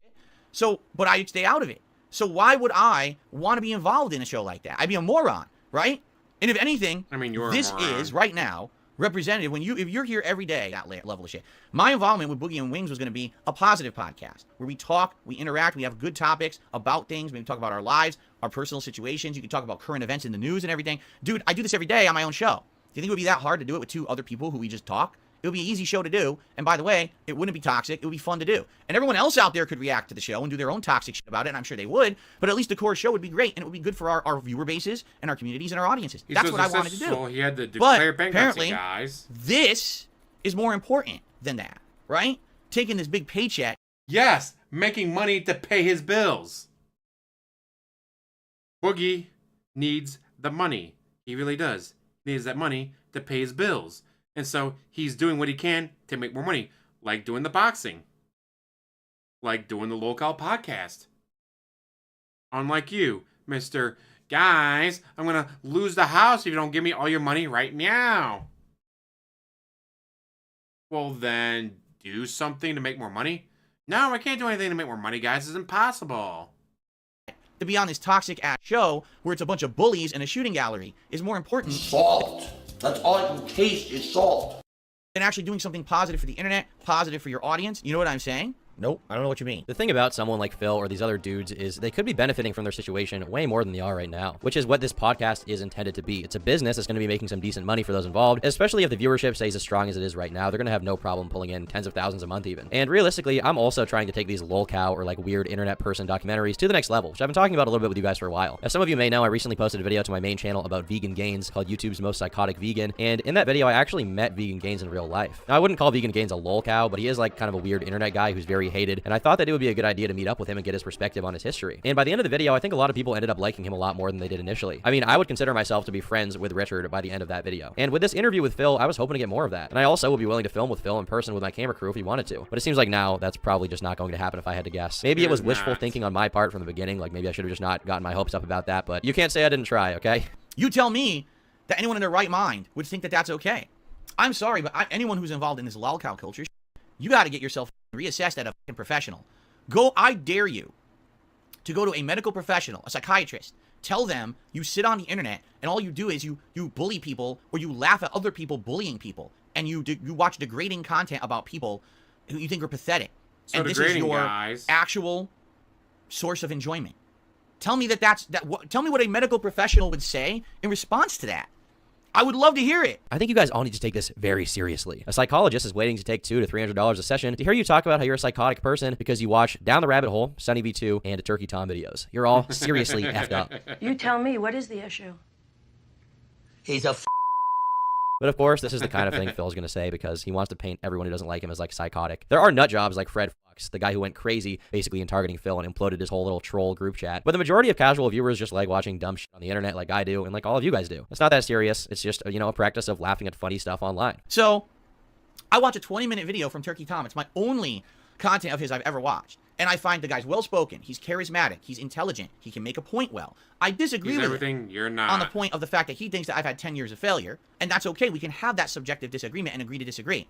But the moment that he says, oh, you see, I just wish he would react to the documentary because that would give me more content. Then I could talk about it on the LOLcast or he can come on the podcast. And then we have even more content to make. And then I can milk him further. But for now, I'm done milking him. All right? That's disgusting. That's not even like a joke. That's not funny. It's not funny. It's not funny, guys. It hurts my fee-fees. He talks about milking me, guys. How about milk you for this? I need banana, tasty banana. Put banana in my mouth. Squeeze the peel, it comes in. Then squeeze banana. That's vile. All right? That's toxic. That's harmful. That's fucked up. That kind of, and the fact that you can just nonchalantly say something like that. Oh yeah, I'm done milking someone today. I want you to know how disgusting that sounds. You're milking a human. Okay? Yes, and it's funny. Not even for sus. You're not milking them for milk. You're milking them for profits, for money. And every time you do that, you hurt them. But you don't care. There's no quality, no moral compass here. Who cares, right?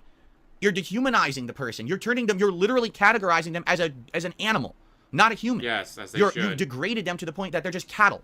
All right? Yes. That's really fucked up. That's why they're called It is. bull cows. It's completely messed up. I can't believe people think that's okay. I think It Phil is. takes this a lot more seriously than almost anyone else does. He said himself that he's not really mentally affected or bothered by my video, so this angle that the video could hurt his feelings seems weird. Unless it did hurt his feelings and he's sort of in denial about it. But the goal of my content, to be clear, to make a statement, a public statement addressing the milking allegations, is not to be outright mean and bully someone. I try to avoid that. It's just about making an entertaining product while talking about interesting people. Now, obviously, when I talk about someone who's sort of downtrodden on the internet, I'm not going to pretend that I'm like making a positive video on them. Like the video on Phil is called A Decade of Failure. It has a negative slant to it. It's a negative video, right? But that doesn't mean I'm wishing like harm upon him. I don't want him to be unhappy. I don't want his life to be terrible. I don't want people to go harass him. I just want to make a good video. When I use the term milk, it's not meant to be taken so seriously. I just meant I would make another video about Phil if the opportunity presented itself. And the rest of the video is mostly Phil kind of cringing at lolcow culture, which I mean, fair enough. There are parts of it that are very cringe. He's saying that the lolcow mockery could easily be flipped on anyone who makes videos on these people, like myself. And that's true. You could do a video calling me embarrassing or cringe for a number of reasons, and that's completely your prerogative if you want to do that. But the nature of the internet is that anyone can make a video about anyone on this magical site we all call YouTube, and if you choose to intentionally publicize your most wild, embarrassing, entertaining... Hey, he's allowed to milk the Velcro wallets, but no one's allowed to milk him, guys. I can totally milk a human, dude. They got nipples. Don't you remember, what was it, Meet the Fockers? Downtrodden moments, then someone might want to talk about it or compile it into a larger video, especially if you have a lot of eyes on you like Phil does. So again, Phil, I'll give you credit for this. You did make the right decision in not doing this interview because I don't think it would have worked out for you. You would have came out looking terrible. And I'm kind of sad you didn't do it because it's more content for me to milk, because I like to milk the cows, especially you, Phil. And it's sad you're not going to do it. But from your perspective, I think you made the right decision. I think this would have been a very bad move for you because it would have ended up on the Locale Live podcast. It would have. I mean, to an extent, this is true. I also want to give Phil some leeway and just have a nice conversation for a bit, but I would have to ask him a few pressing questions that I feel should be answered. Regardless, it looks like now that interview is just not going to happen, really. If you guys like this video, be sure to leave a like. If you disliked it, be sure to leave a dislike, and drop a comment down below with your thoughts. It's always good to hear what you guys have to say. This is probably the last the last DSP video, because even if he responds to me again, I can't imagine what I could possibly add at this point, really, or what he could possibly add. So yeah, probably would be retreading the same ground we've already walked, and I don't want to do that endlessly unless Phil gives me an excuse to by talking about me again and saying something truly new, which I don't think is going to happen. But yeah, that's pretty much it. Thanks for watching. Bye. And be sure to become a member for $5. Guys, don't forget to become a member of my channel like Wesley Thompson.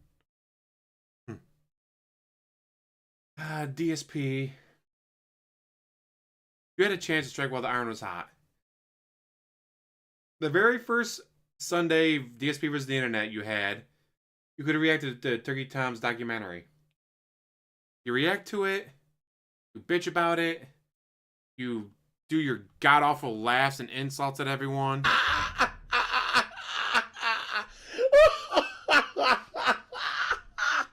Whenever he says something you don't like to try to mute him out.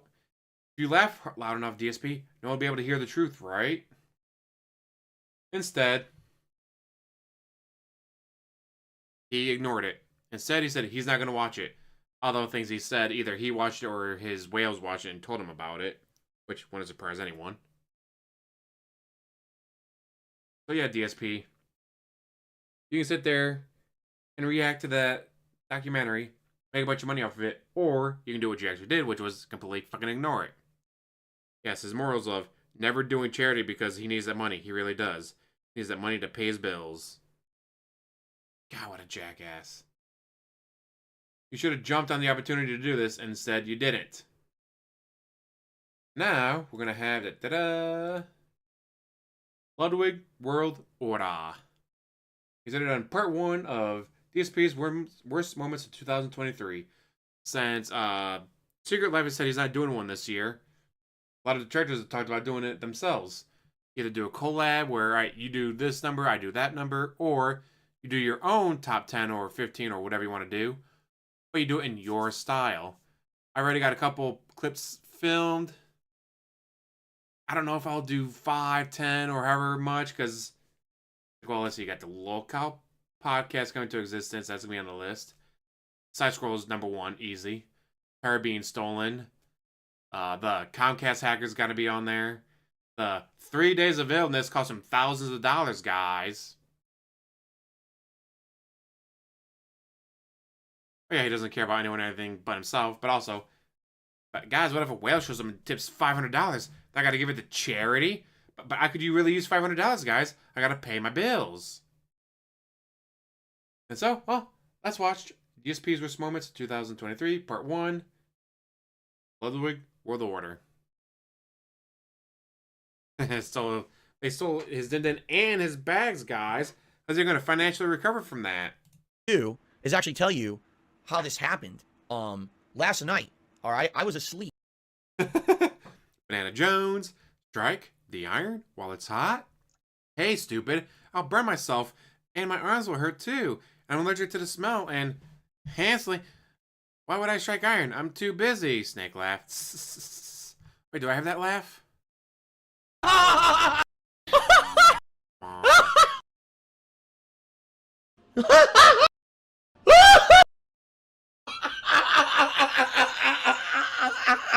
I don't have the snake laugh. Sorry, I don't have the snake laugh. Oh well. Well, this will be the first time I've been watching it. So let's go. Having a dream. And in the dream, like, people are actually accusing me of crimes and things in this dream that I'm having. Reviewing your filing, it looks like you stated here that you have about $5,000 a month in business expenses. I do not see anywhere that adds up to $5,000 of expenses monthly. And I was going to be interviewed on camera and stuff. Basically, I had enough. And that's kind of where the dream ended. I want to set the record straight on this stuff publicly. Whether or not people believe it is their own prerogative. But at least it would be on public record that I'm telling you what really is going on. I say it's amazing how he's able to cover up his spending on WWE Champions and other mobile games as business expenses. Like, holy shit, that's insane. The reason that I feel this interview will be different from what they're expecting is because I am going to be an open book. James Rolfe, angry video game nerd. He's clearly a character. People know that there's the angry video game nerd and then there's the character. A great starting point for here is when you're streaming, who is streaming? Is it Phil or Darkside Phil? Whew. Well, it depends on, okay. So Darkside Phil is your hamming it up. Right now, you're just Phil? Yes and no. Again, I mean, it's cool to be. Well, what is it? Every time that you tune in to my content, it's yes or no, guys. It's yes and no, because I need you to believe me being the realest guy on the internet, but you're not the realest guy on the internet. You know what you are? Are you a functional retard? I have to ask.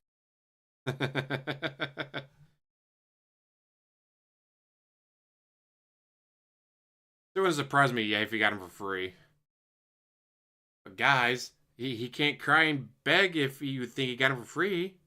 You know you're getting the real Phil. You know you're getting my honest opinions on things. You know that you're not getting some kind of bullshit. You're getting the real deal, my real opinion or my real take on something. Okay? Okay.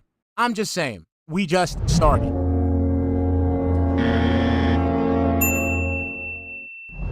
All right, let's continue. Sure. Right now I'm playing a game. It's called Wolong Fallen Dynasty. In my opinion, this is my opinion, it's not very good.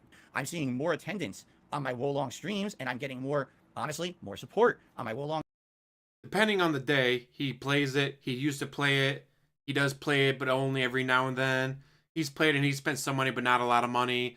Oh, he gave up when his wife moved in. He had to pay for the internet package on the plane to fly over to Connecticut so he could play mobile games. It's DSP. The answer is whatever he feels like it's going to be on any given day. Unfortunately for us, because it just makes it impossible to keep track of all this bullshit. Streams because they want to Very see much that like an rage addict. come out of me. See right there, Boy, going. right the fuck there. For him, he's like support. It's a vague, ambiguous term to Adam and Craig. But for us, we know it means fucking money. What about the part where he tell people over and over and over and over and over that he won't play the game anymore if you don't get any support? But you will always get a different group of people. I'm not going to play the clips. I'm making this incredibly transparent. I don't like the game. If it doesn't happen today, if we get low attendance, low support, low engagement, I'm done with this game, and we're moving on to something better. I used to be a competitive Street Fighter player. But he just bitched about how he doesn't wage quit. He just had like a 5-10 minute rant about, guys, I don't wage quit. It's bullshit. If you say I wage quit, you're a fucking moron. But you do wage quit all the fucking time. Oh, in fact, this video that comes out tonight at 12:15 Eastern is the rant about him being called about a wage quitter and all that. Well, have you seen Kat? I'd probably spend more time with my phone than I would her either.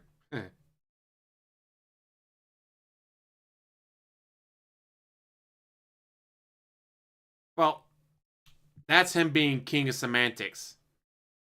Guys, I was totally addicted to WWE Supercard, but I stopped playing. Yeah, because you picked up WWE Champions.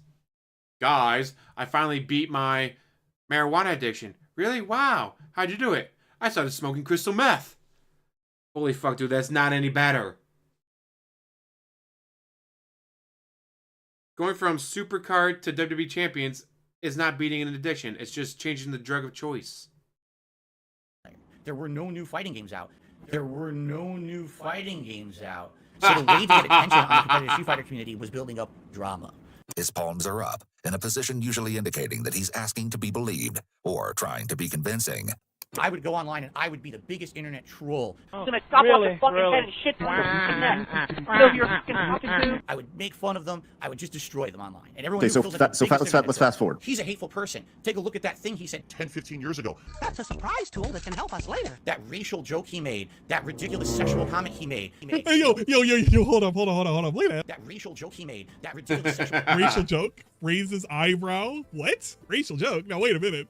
Look at that eyebrow raise the moment he just processed. Wait a minute, racial joke? What are you talking about? We can pull this up. We have the receipts, and the receipts come from his own channel. Little one-off jokes from 15 years ago. Oh my God, we're going to play clips. Yeah, so you know where this is going. I want to watch this so we all understand what's going on here. All right, boys, prepare the slave trade. We're selling it right off for profit. That's okay. fucked up. I absolutely should have not done that joke. You know what's amazing? Okay, where's the evidence? Present evidence of what you're saying. We do, jackass, as you saw right there. I will tell you that right now, 1,000,000%. You know, but you didn't apologize for He it. was talking about WWE Immortals. Jackass. You know, I'm doing commentary on this game, and I'm doing my usual style of improv commentary. I feel like what that was improv was a momentary lapse, and it's the same style of commentary that I've done over the years. It's not any different. It's no different because I've changed now from anything else that I've done. All right, everyone knows that I try to do all kinds of things on the cuff, jokes, dark humor. Yeah, it was definitely some dark humor. It's just something I've always done. Is it a joke that's acceptable by today's standards? By 80% of people, probably not. I agree with you. This is something that I've always done. 80%, and those majority jokes of I don't people, really make anymore. way more than you know, 80. everyone has always enjoyed it. Okay, this is not the norm on my streams. People Yes, see it that is! out of context. I am actively trying to change. You're out of your fucking minds. Okay, no one had issue with it. You said you didn't do anything wrong. You did Terrible, everything Garrett, correct. but you're That's not the wrong. problem with you, Phil. You never apologize.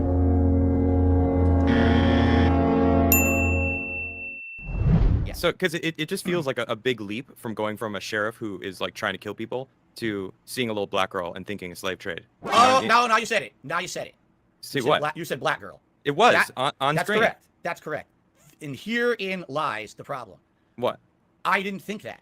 Look out, there's a black woman coming. Ah! But in my mind, I didn't even see that. I didn't think that. She takes them both out. Boom! Steals the backpack and runs away. I didn't think of it at one moment. Did I ever think, oh, she's a black girl, make a slavery joke? Absolutely not. I don't know if I believe that. He's pretending like he didn't notice. This dude review a 20-minute TV show and the like main details he give you is what fucking color skin the people had. Okay. Exactly. This guy's a fucking piece of shit. A living piece of shit. And you had to show a clip. One random clip from last summer. Take a look at that thing he said 10, 15 years ago. Last summer. 10, 15 years ago. I'm sorry. You sound like the abusive ex-boyfriend trying to get back with his girl. I've changed now. Don't worry about it. Adam, You are a fucking bold-faced, dirty liar. 10, 15 years ago. Last summer.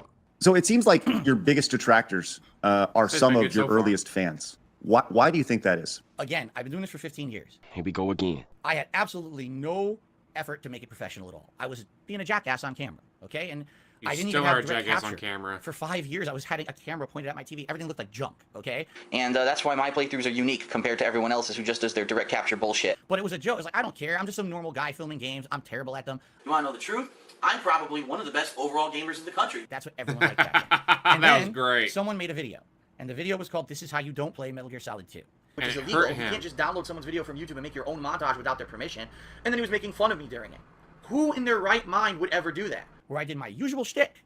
And my usual shtick is, oh, I suck at the game. Is it my fault that I suck at the game? Of course not. It's the game's fault. It's Hideo Kojima's fault. Kojima's a fucking cocksucker.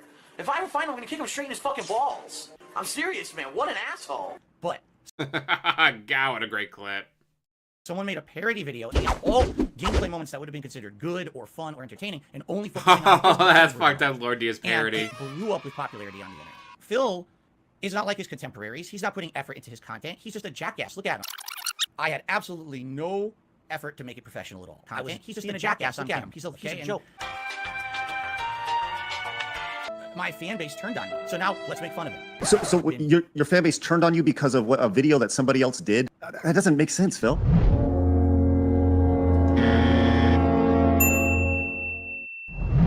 I have a question for you guys. Has there ever been a community that actually accepted him? Thinking about it, the FGC didn't because he was the villain. Nobody liked him. The gaming community as a whole, he's a joke of that. I mean, FGC did kind of like him because he was a walking ATM. That whole community. Even his own community is just sneak dissing and making fun of him. And he desperately wants to fit into something. That's why he bought all those statues of games he barely cares about. The Assassin's Creed 3 John Connor model. We've got the Gears of War 3 Cole statue. This is a bust of Shadowcat from Spider-Man with a mini panda stuck between her titties. Is there any community that ever accepted him and he felt I can't imagine what would happen if you put a blacklight over those statues. comfortable in? I mean, I'm trying to think. Like, let's take it even to like employers, right? He's been chased out of even employers. In every sort of community, he's been abrasive to the point where he's not necessarily aggressive, but he escalates things. He chats shit. He sort of like prompts arguments and things. He's not a peaceable person. He's not somebody who can like easily let conversation flow through posts. He has to start a fight. Yeah, they tolerated him because they knew they could make money off of his ass. as they brought up, he's been ran out of even his employmentship. Best Buy fired him over something stupid and tiny.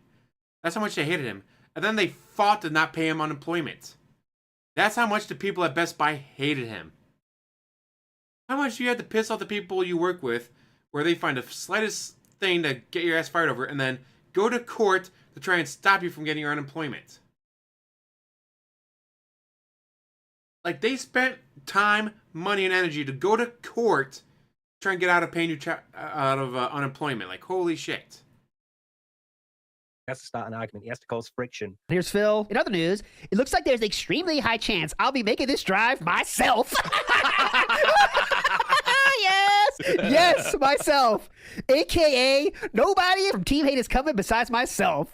But which sucks, I know. But I try my best to convince peeps, and they're not biting. Like, imagine. These people are fighting game players, and there's a fighting game tournament, and you're trying to convince, and the thing that they don't want to do. Dude, I mean, they're not in another thread. Why is nobody like using Phil for a ride? Because it's DSP. Someone said, why isn't anyone asking Phil for a ride? Shit. A living piece of shit. A living dog turd. What's it like being a living dog turd, I wonder? It must be pretty smelly. And then saying this about your friends, like, oh, it's Team Hate. They refuse to come because they got responsibilities like kids and jobs. But I'm definitely coming, guys. Now that's dedication. Well, you didn't have a job. You didn't have kids. You had nothing. You had nothing. Of course you can drop everything and go to a tournament somewhere. Of course you can be like, huh, it's on Tuesday in the middle of a workday? I'll be there. What? No one else wants to go? Well, DSP, I gotta go to work. Then I gotta pick my kid up from school. But guys, there's a tournament on a Tuesday and I'm going. You should come with me. Me. Or how about no?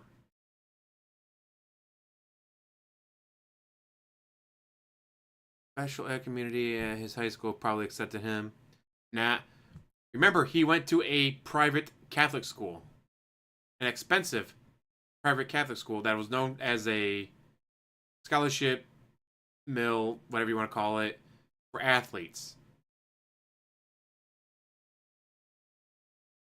He went to a school specifically known for getting scholarships for athletes so they go to better and bigger schools.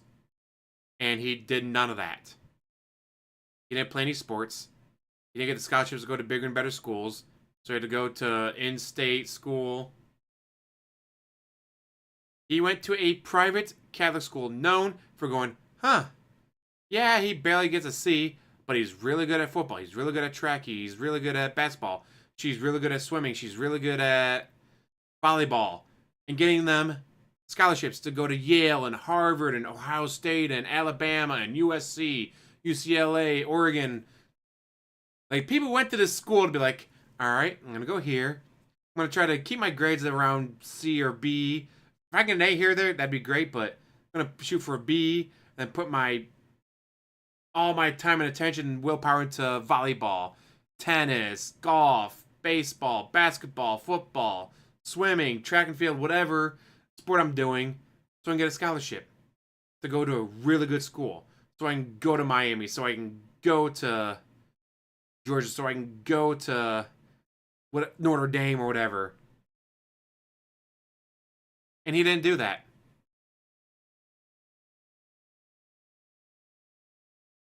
He did not do that. He did not play any sports. He didn't do anything. He showed up, snorted, went home, gave homework to his dad so his dad could do it for him, which I'd put money on. And then he'd go back to school next day, turn in the homework that his daddy did, which is how he got valedictorian. He had his dumber than a box of fucking bricks. Pocket pool. On stream, even. I'm pretty sure it was his high school. Because how is a college going to be a scholarship mill? Unless it was a community college. Like, oh yeah, you come here and you get really good grades here. Then, no, another school shows up and, oh, instead of getting associates, how do you get a bachelor's here? I swear it was his high school. Because they had a lot of athletes. lot of athletes that went on to Kentucky for basketball, went on to Ohio State for football, went on to Harvard for track and field, went on to Michigan State for volleyball.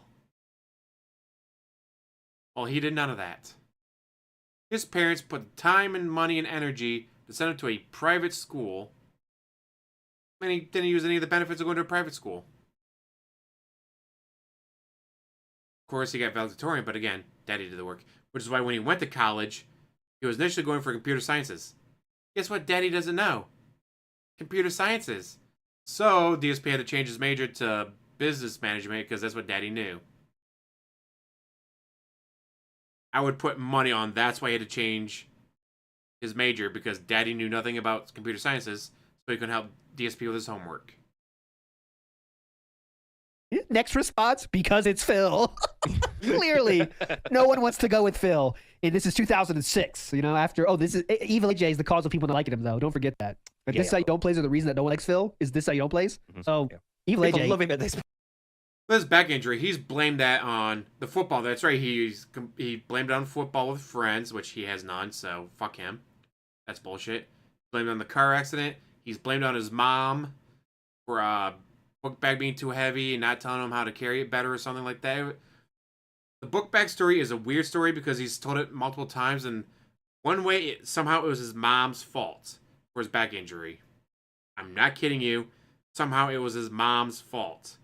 Because she didn't tell him to put books in the locker and only grab this class and that class. Then when you go to lunch, before lunch, you go swip out the books so you don't have to carry half your books a day. I'd be surprised he knows anything about algebra. Yeah, people were loving it, dude. Everyone loved DSP. This car is stacked. He's like, guys, I can only take 4 people. Come on. You didn't own up to the fact that people were making fun of you. Then you're just a joke. So it felt like you just kind of let that run your ship that you were sailing. Correct. I have nothing I can say to counter that in any defensive manner. And with the way he sways back and forth, ain't no way his back as hurt as badly as he claims.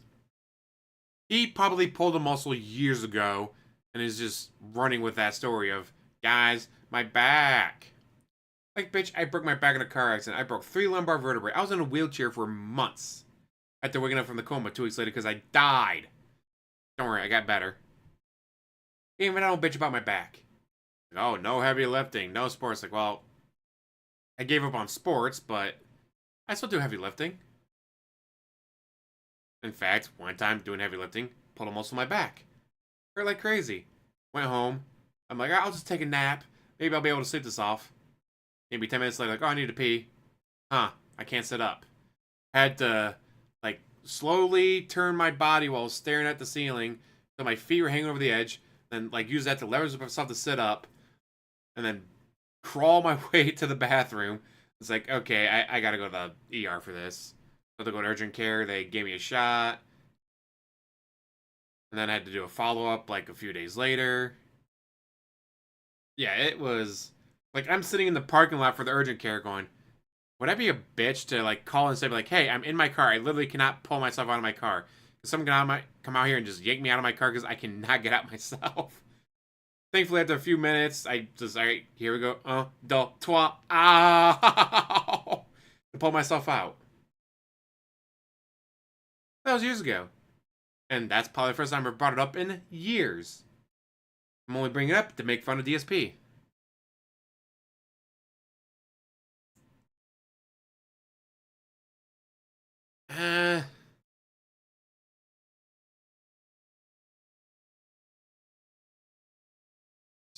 Super successful husband? Are you talking about...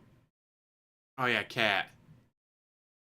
I don't know. I mean, if you're Kat, do you tell people you're married? I would not be surprised because of her enlargement. She had to take the ring off because her fingers got too large for her ring. So she goes to work without a ring on. Oh no, I'm not married. My husband died. I haven't had sex in ages. Oh yeah, he did that because, what was it, the landscapers? Which, the landscapers show up on Wednesday. Just take Wednesday off. Guys, I gotta take Thursdays off. Why? Because I said so. But you know the landscapers show up on Wednesday. So stop fucking streaming on Wednesday if they're going to annoy you that much. That'd be a great time to do... Alright, I'm going to do half a day. I'm going to take Wednesday day stream off and only do a night stream. Because by then, the landscapers won't be there. Nope. Not DSP. DSP can't do that. He has to sit there and then bitch about the landscapers who are working an actual job. Gotta take the ring off of Jim and Tyrone.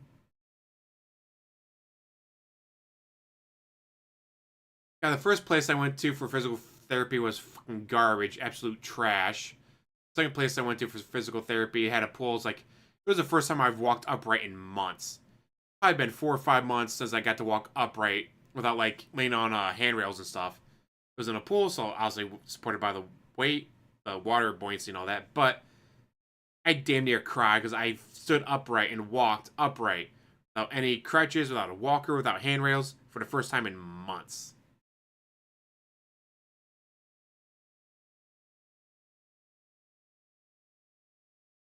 A lot of people do notice that when you get comfortable with someone, you do tend to gain weight. A lot of people's like, oh, because they're not trying anymore. It's like, it's not that they're not trying anymore. It's that it's like, oh, my husband's coming home or my wife's coming home. I mean, I just got home from work too. She gets home an hour after I do. I'm fucking tired, but I know she's going to be tired too. No, I'm going to do something nice. I can make something quick and easy in the microwave. Oh, it's the weekend. Oh, we got to get chores done. We got to get the errands done. We got to get this done. But we don't have time. I'll just throw something in the microwave real quick. Well, honey, I'm on my way home from work. I don't feel like cooking. Do you mind if I just stop and get McDonald's? Sure, give me the number 8 with a large Coke. All right, honey. Well, gee, you get 2 people doing that long enough of, after work, I'm just tired. I gotta get home from work. I gotta do these chores. When I get home from work, I gotta do these errands first. I gotta do this. I gotta do that. I just don't have the time to make a good meal, so they get more fast food. Or they cook more shit in the microwave. That's not good for them. And they tend to get bigger. It happens. Life sucks. Then you die. Fuck this world. Let's all get high. Except I can't because I get drug tested at work. But that's besides the point.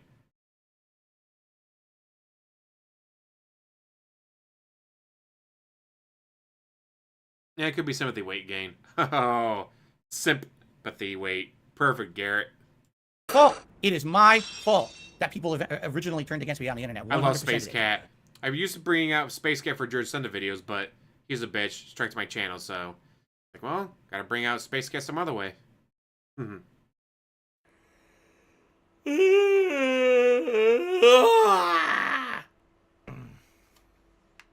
we're all waiting. You're right. We're all waiting. We all just wait. I had to yawn, so I figured I'd use that sound clip. Perfect time for me to yawn. My fan base turned on me. Okay. It's because I am going to be an open book. It is my fault. He's only saying that because it's on his stream, but it is what it is. Tomorrow is going to be YouTube's fault because the algorithm helped the trolls. As people have said, including documentarians, it really was This Is How You Don't Play. It's my fault. And then the next 10 years of ridicule based off of This Is How You Don't Play, it is my fault. I used to be one of the prominent YouTubers, and until it was This Is How You Don't Play, that people actually loved me, right? Wrong! 100% it is. DSP. No. Okay, where's the evidence? Present evidence of what you're saying. Your downfall started when you deleted millions of views from your channel because you got a couple copyright strikes. That, with Machinima protecting you, would have gone away. Machinima would have taken care of that for you, but you panicked and you deleted them. Jackass. You better take a sip, you fucking sleazy asshole. Okay. So you feel that your reaction to the This Is How You Don't Play is what really parlayed your fans into becoming detractors? Yeah.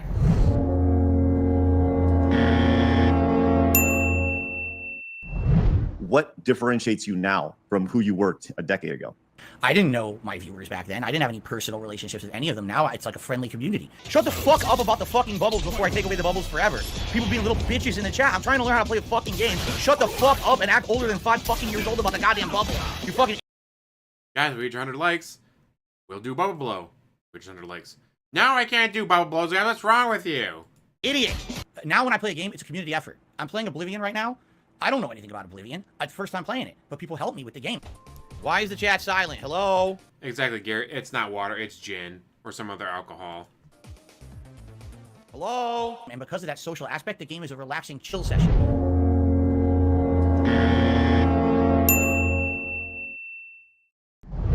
I don't get it. I get this all the time. Someone will come by a stream of mine. None of the stuff that people say about you just happened in the stream, and I don't get But it. that's fake sometimes, DSP. People do that to get your attention. It's been a thing for a long time. How you don't realize this, bro? I used to be an idiot. I hate React to be an content. idiot, Reacting, you still that's are. lowbrow. That's minimum effort. Let's see if this is good. I feel that React content is some of the worst on the internet. It's ruining content creation because it's an easy paycheck for someone who disrespects you, and you just asked me to make some of that content. Okay, let's go back. And now I try it, and it works. I'm not putting thumbnails with my silly face all over every single thing that I do on Oh, that YouTube. is perfect. I'm not I doing love clickbait. that. I'm not That's doing all the great trends. editing. You serious? I start doing React content. People love it. Oh, wait, you serious? Let me laugh even harder. That's the difference, is that I've now become a more laid-back guy. I literally can't do anything. Why do you think I lost? Because it didn't give me my fucking moves again. Again. You just want to relax with me? Please break that, what was it, $300 joystick? That'd be great if you broke it. Get fucked. You just want to relax with Phil. I have depression, you dumb fuck. And people told me that they were... What's a day like look for you? Like when you from the time you wake up to the time you go to sleep? Usually I don't wake up. Usually my cat wakes me up. Ladies and gentlemen who does not know, the reason why his cat wakes him up is because this fucking piece of shit, when he's going to bed, does not allow the kitty litter box to stay in the bedroom. So he takes the fucking kitty litter box, leaves it outside, and locks the door with the cat inside. So the cat is unable to relieve himself until Phil wakes up. That's why his cat is waking him up. Yeah, sometimes he does. Sometimes he tends to wake up super early, and I don't know why. Because he has to use the bathroom, dumbass. Sometimes it'll be like 7 in the morning. I'm like, dude, I don't need to be up for another like 2 hours. And he'll just want to get up. The other day, he had... No, you do not get up at 9. You've claimed multiple times you get up at 9. You do not. You will literally waddle into your office 5 minutes late, clearly have just woken up. Your hair a mess, your face a mess, everything about you a mess, because you just woke up and you showed up 5 minutes late. You did not wake up at 9 o'clock, get all this stuff done, and then hurry back into your office for streaming. You woke up, waddled down the hallway, and went, oh shit, I'm 5 minutes late. Guys, I was on the phone with Comcast, that's why I'm late. No, bullshit. had to use the bathroom, and it's annoying because we tried having a litter box in the bedroom with us, but it smells. Like the bedroom will contained with that scent smells, because if he even used it once during the day, that compacts, okay? So then clean it, jackass. So we ended up having his litter boxes outside of the bedroom, but if he doesn't use the potty before we go to sleep, sometimes he wakes up early in the morning, he has to go to the bathroom. There you go, ladies and gentlemen. You hear it? This is straight from the man's mouth. This is straight from his goddamn fucking channel, okay? So he has the cat locked up in there. You know, we were talking workday-wise. My workday starts roughly around 9:30, 10 a.m. and just based off of what you're saying right now, that doesn't seem like the most healthy lifestyle. It doesn't seem like a very healthy lifestyle. Do you feel that they are encouraging you to live that lifestyle that may not be the healthiest lifestyle? So you're saying through people showing up and supporting my streams, they're making me work more. Is that the question? So it's like cyclical. Okay, fair enough. Don't confuse action for achievement. And that is exactly what Phil Burnell needs to hear. That's what the people on the side scrollers tried to tell him. They're like, they try to explain it to him. They're like, don't you ever think that your audience is keeping you stuck in this loop? And it just flew right over his head. He's like, you mean my fans by giving me money are like doing what exactly? And then they just like threw their hands up and they're like, we just. Yeah, that's the thing I've never understood. Why do you lock the cat in your bedroom? My mama has 2 kitties. You know what she doesn't do? Lock them in the bedroom when she goes to bed. I've never known anyone to lock their cat in their bedroom when they go to bed. Like, why would you do that? It makes no sense. Like, what are you afraid of them doing that you gotta lock them up like that? It just doesn't make any fucking sense. But it's DSP, what do you expect? Ooh, good question. He probably did buy those super expensive self-cleaning ones, didn't he? Wouldn't surprise me at all. But they still need to be emptied out afterwards. Just gotta move on. This You're gonna sell cat door. You completely missed the whole point. Guys, it's a condo that I plan on selling eventually, even though I plan on dying and I plan on refinancing and I plan on. But you don't plan. So go ahead. Put a cat door in that. Although, what power tools would he use? He doesn't have any power tools. Guys, do you expect me to spend thousands of dollars hiring someone to do it for me? Because he took it just literally. As always. That's why if you interview Phil, it's tough. And again, I want to make something very clear here. I am not... No cares about you, boy. trolling activities, false copyright strikes. It kicked my channel out of the algorithm. My trolls took the King of Hate mantra, and they got me kicked out of the Twitch partner program because of it, for no valid legal reason.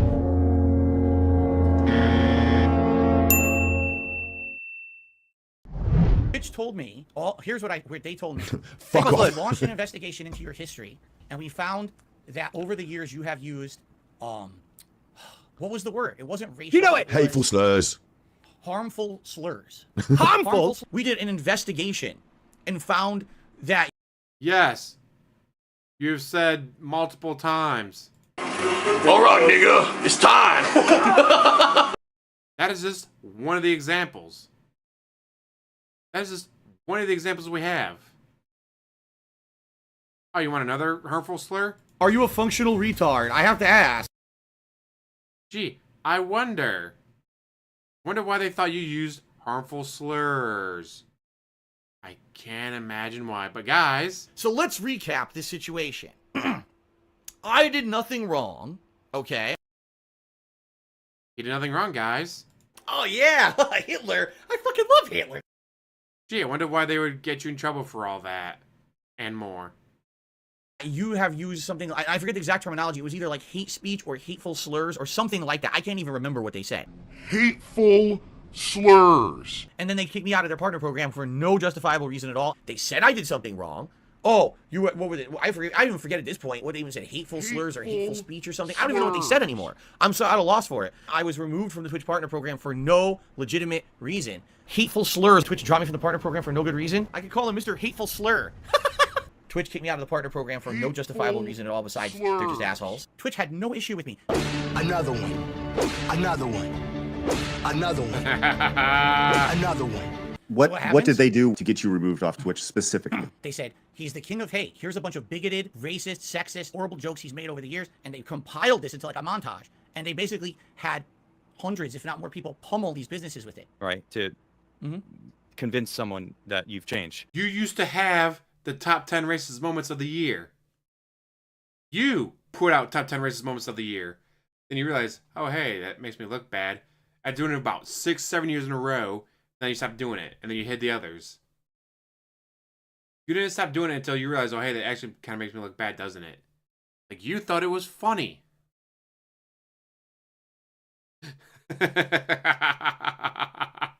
You're not wrong, Lord DS Parody. You're making the same kind of like inappropriate jokes that you were back then. Correct. So it's kind of, so they're right? Are they right or are they wrong? I mean, they're right in saying that I still make mistakes. I've seen plenty of clips. I just wanted to point that out. They're wrong in saying this is who Phil is all the time. This is his content because that's what got this happening. And Did Twitch tell you that? Did they say that to you? Oh, we found that you said this 100 years ago. Sorry, you're gone. We have absolutely no legal obligation to tell you what you did wrong. Which one is it? DSP claims that Twitch sent him a private email letting him know that the reason he got unpartnered from Twitch is because of a bunch of false flag claims. And I would like Craig to request that email privately. Just be like, hey, can you send that to me just privately? Because that doesn't sound like it makes any sense. Well, why did I get kicked out of the partner program on Twitch? Literally, I have evidence because someone at Twitch, who I'm never going to reveal this, who it was. My source is that I made it the fuck up. Someone at Twitch showed me the evidence. Perfect. They put together a portfolio of offensive content. What did they say you say? I believe it was the N-word. Did you say the N-word? Oh, no. I was playing Returnal, and when I was playing it, I was in the middle of saying something, and then, like, an enemy attacked me. When stationary, negative 75% damage. That's really bad. And then, like, an enemy attacked me. Did you say the N-word? Oh, no. Bruh. Oh, he said the N-word. Something I didn't even do. What's their number one critique of me? You begged for me. All right, nigga. It's time. Really? Just slipped out? I wouldn't beg. Although that was from a different time. Messing with my income. I'm not trying to put myself out as a victim. You keep ruining it for me. Begging for money is never a good look for anyone. Completely agree. Completely agree. I can't dispute it. I refuse to just sit here and beg for money. So, beg. There you go. Here's a nice begging session. For all of you, I know it's absolutely obnoxious. You can't stand it. I love what I do now. There's been so many times where we've asked a question and your response was instantly blaming other people.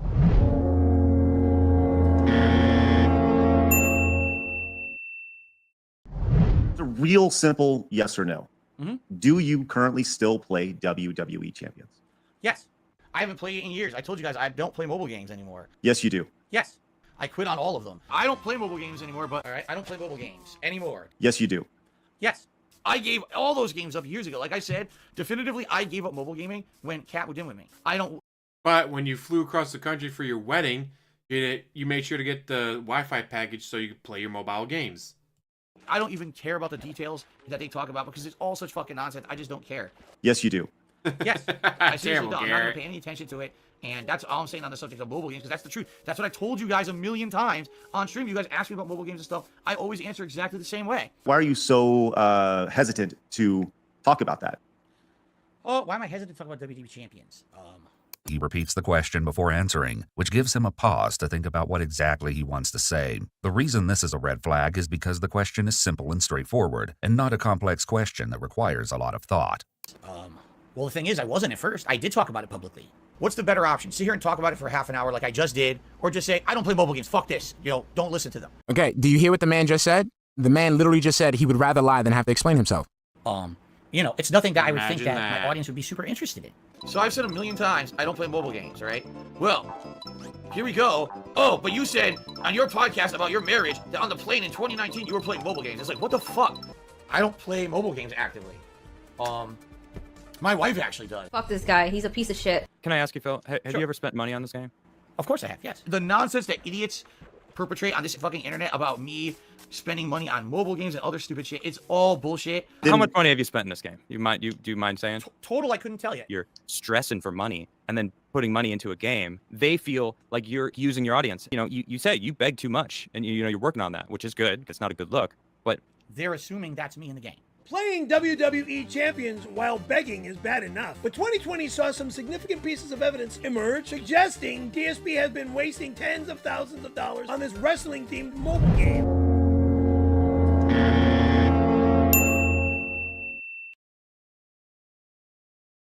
It's more than 100K.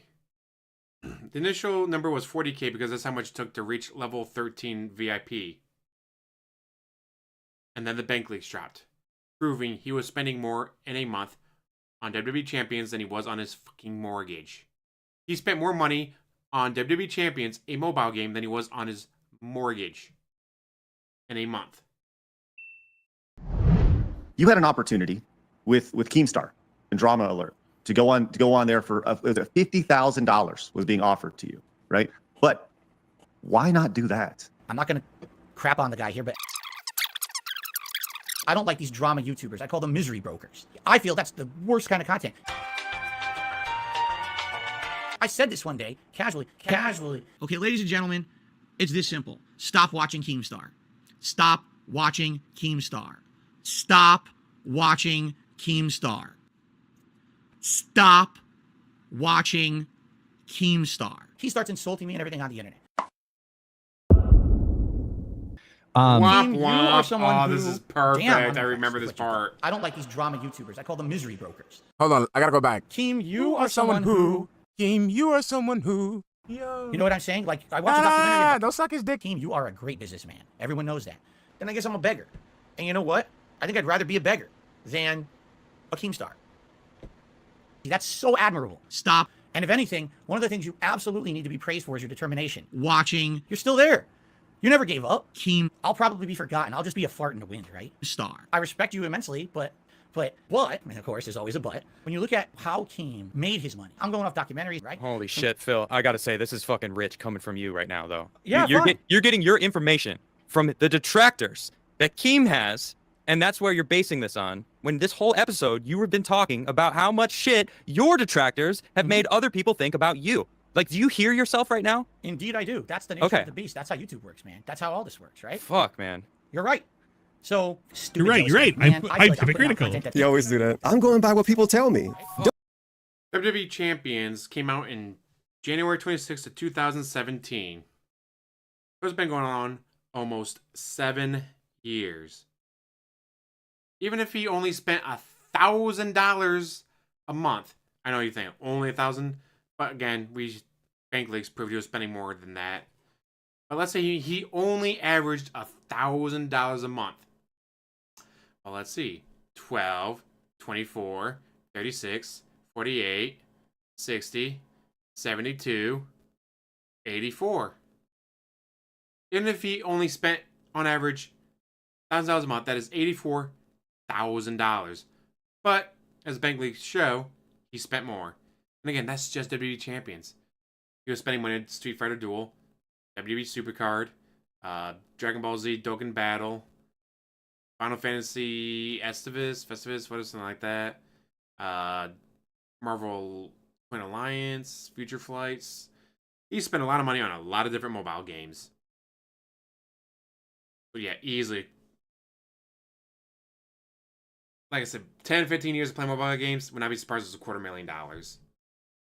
Don't go by what other people tell you. Watch my streams. From what I've heard, But he judges other people based on what people tell him. I just wanted to point that out.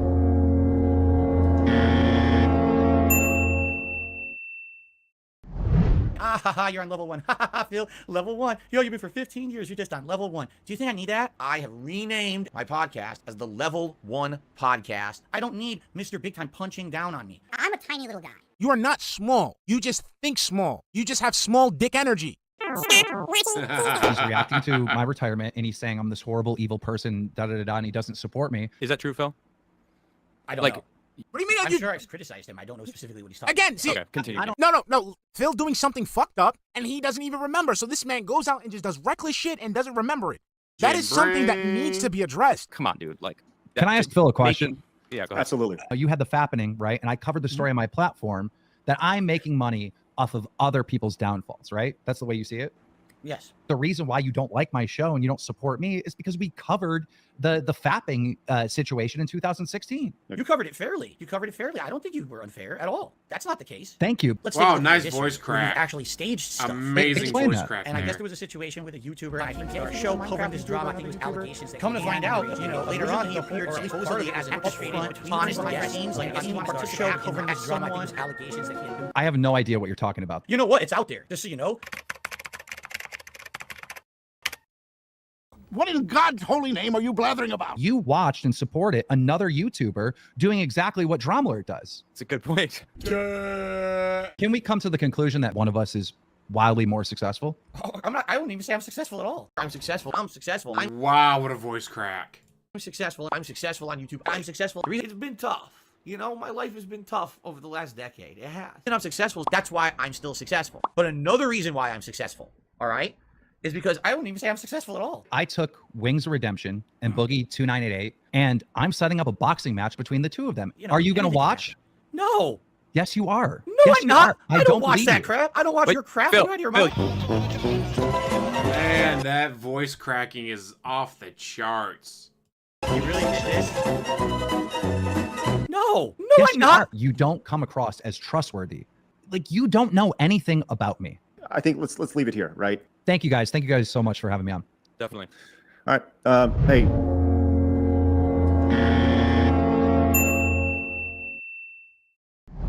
Have you ever tried to remove reactive content? No, I've never tried to do that. You know, he legit falsely copyright struck my channel. He did it because he wanted to, quote, teach me a lesson. I did the same thing. I did claims on them.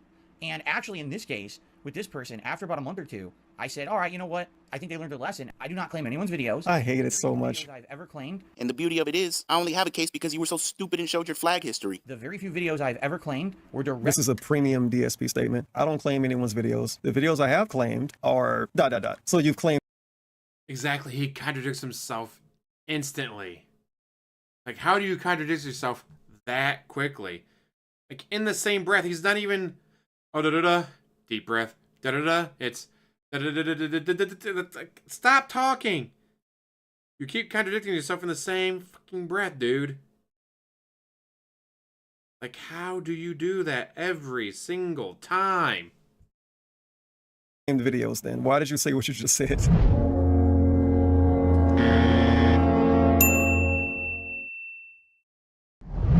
Is there anything that you feel that you need to touch on before we leave, before we Man. part today? Never forget, this is what he said about detractors. Oh, no, you didn't, you motherfucking piece of shit cocksucker. Mark my fucking words. I'm coming for you. I'm gonna find out who the fuck you are. You motherfucker. You are fucked. Let this be noticed live on the internet. You're fucked. And you are done. But the only one done is him. I'm sorry that I have to bring this up, but I talked to my wife about it. I want to get this out in the open. Did you ever find the restraining order that she had against her ex? Which no one knew about until he brought it up. Not even Kiwi Farms knew about this until he brought it up. Way to throw your wife under the bus. Ew, Gary, no one needs to know that. Gross. Goodbye. Fatality. Yeah, what are you gonna do, right? You see how shell shock I am here? I'm gonna be a little shaky. I was on the show for so long. I had 2 cups of coffee this morning. 2 to prepare for that, which I almost never had, and I was like, oh my god. I can't even do stuff normally. I'm so like all over the place today. But I do feel like I very intelligently conducted myself on that show. You know what I'm saying? Holy shit, Phil. Fuck, man. SD, how's it going? Hello, Drew. Showtime did a super chat. Felt like it was a setup, though. How do you feel it was a setup? I don't feel that at all. If I'm the person who was interviewed, I don't feel it was a setup. How do you feel it was a setup exactly? Right? See, Butler Spirit, here's the difference. Is why only take negatives away from the Keem vid, what you've heard, but feel it's unfair. I've seen Drama Alert. It's trash. Keem, you are a great businessman. Everyone knows that. Damn, I'm impressed with what you've done. It's trash game. It's a trash content. It's bad. And if anything, one of the things you absolutely need to be praised for is your determination. You're still there. You never gave up. That's crazy. That's so admirable. 1,000,000%. I don't like his content. I have issue with it. I respect you immensely, but I'll probably be forgotten. I'll just be a fart. But if you ever plays a game that has the word Adam in it, you're like, Adam? What? Adam Krigler? Is he here to shit on me again? The wind, right? The part where Keemstar kept saying you were going to watch Lal Khal boxing match was why would I watch that? You guys know I don't watch any of that shit. You guys tell me about it. I don't know anything about it. Oh, you're going to watch it. Keem, again, he's such a giant inflated ego in his own head. And by the way, now I'll say, oh, he's talking about me. Yeah, Keem, he essentially invaded my episode of Side Scrollers, my interview. Now I'm going to talk about you. You're going to deal with it. All right? He has such a giant inflated egotistic head that he's like, you're going to watch my content. I never watched your content, dude. I've seen Drama Alert. It's trash. I don't watch your content. Even the clips I can't stand. I want to vomit. I can't watch that. So you don't watch it, but you've seen clips, meaning you've watched it. That shit. Sorry that I have morals in a different moral compass than you. But I So yeah, someone sent me the soundboard. I'm like, oh, I gotta use this. Again, I don't want to talk about Keem all day. I really don't. Hopefully, this will kind of be the end of it. I don't know. It's not going to be the end of it, by the way. The 2 best outcomes is that either those guys either believe me or they just don't care. Correct? It's one or the other. Super chats have been amazing. I want to let you know that we will definitely take a look at them. Womp womp. Yeah, DSP thought he was gonna get on there and be all, look at all these new people with eyes on me. They're gonna show up to my stream and give me all the money. And then it didn't happen. Oh, the soundboard was you? Oh, well, thank you, man. Like I said, like I don't normally do this style, but I've been watching King Slight. I was actually a guest on his show. The stream, because he doesn't private. He makes them members only for I think 2 weeks. Let's see if that's gonna be available soon. Hey, he's about to stream. Real quick. Oh shit, he's live right now. Holla holla.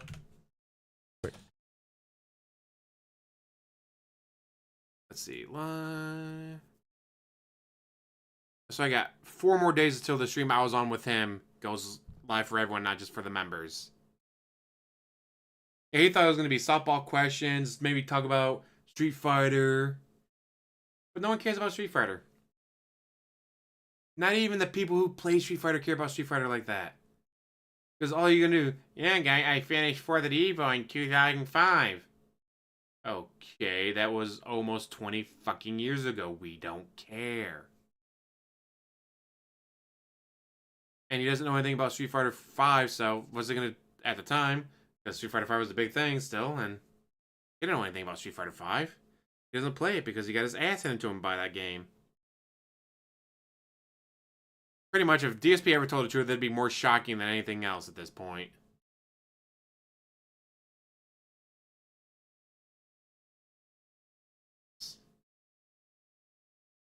This interview was fantastic because it exposed him so much. In a way, he didn't want to be exposed. At least so he wasn't, you know, that on stream again. But now, guys, we have one more video. Now, this video I've actually watched before. It's from Prophet, talking about the logs. The logs don't lie, Phil. Let's watch. Oh yeah, he'd go for the legs. Like, if in a boxing match, you can't go for the legs. That just goes to show you that he knows nothing about any sport. Guys, if I was in a boxing match, I would try to kick him in the legs. But you can't do that. It's called boxing. You box with your fists. You don't kick. There's a totally different sport called kickboxing, where you're allowed to kick. But boxing, which is what Mike Tyson does not allow kicks. Hence why it's not called kickboxing. Hey everybody, Prophet here. Today we're going to do a quick update on Phil's bullshit, basically, as it pertains to this whole entire Comcast fiasco. Now, Otterly Insane and I came up with a test this morning. We started talking about the log files that Phil had spoken about. I have the exact same modem that was provided to Phil by Comcast. This is the XB6, 7, and 8 series modems. They all have the same UI, right? You can just see mine's different because of my ISP, right?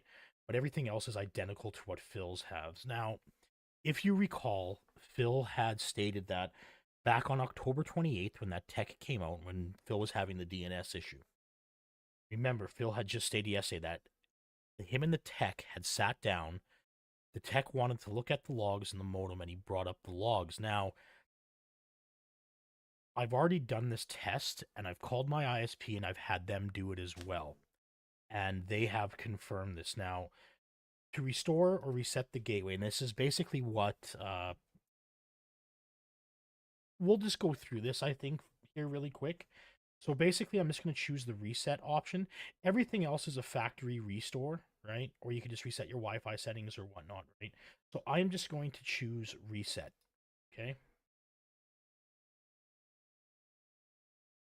Now, what this is going to do is this is just going to reset the modem itself. So you're going to lose internet connection. You know what Prophet's doing, though? He's showing the evidence. Okay, where's the evidence? Present evidence of what you're saying. That's exactly what Prophet's doing. Unlike DSP. It's gonna basically just drop out. Okay. Now you'll see. Please wait while rebooting. It'll come up with a screen basically right away. Here is the login for the gateway itself. Okay. So now I can. Can you guys hear him all right? I got the volume up all the way on the video, so see what I'm doing. And not sure if you can hear him well. Shut up. No one cares about you, boy. If DSP was lucky, no one would care about him, because then we would be making fun of him all the time. Providing evidence that he's a lying sack of shit. Okay, so now you see it has now basically timed out. The modem is quickly resetting. So I'm just going to move this over again. I'll do some login information after when it comes back up. Now, what we are going to be looking at here is basically Phil's claims of the tech looking at the log file and stating that, oh yeah, look, somebody's resetting your modem from Comcast. Now, when I did this earlier and I had my ISP, Shaw, do this, it deletes the log file. So that tech would not be able to get any information prior to the reset point. New Config movie, that nice. Means anything That's been a while since that happened prior to that time the tech reset the modem, there wouldn't be any information there. So that means Phil is lying about the October events. Now, what does this say for Dan Green? Because Dan Green, the idiot that posted on Kiwi Farms, he had stated that he's been doing this since late October. Phil's now running with the theory that this has been going on for years, right? And it's bullshit, okay? Now, Arnold's in as president. That's awesome. Does it put doubt on Dan Green's claims? And I just want to talk about that for just a quick second. And I know the Kiwis are doing some awesome work there. Dan Green's most likely OIC. With Dan Green. As Phil was reporting that information yesterday, that's when Dan Green started uploading stuff. Now, I know What's funny is that Arnold Schwarzenegger gets to be president in several movies, But in real life, he can't because he's not a native U.S. citizen, unfortunately. Person on the forums, a moderator for Kiwi Farms, that said Dan Green had sent him stuff prior to him posting. Now, I don't know the time information for any of that, but it was to me, it kind of looked like Dan Green was posting stuff as Phil was disclosing it. So as Phil would disclose it, then Dan Green would make a post, right? And I may or may not do a video over those pictures because I know a lot of people have looked at them. Shinko, King Jad, myself, Otterly, War Dog Leader. A lot of people have looked at these pictures that Dan Green had provided. And a lot of them are suspect because a lot of stuff changes, even though these pictures were supposedly taken all at the same time. But the problem that I am having at this point now is just going over the log file information.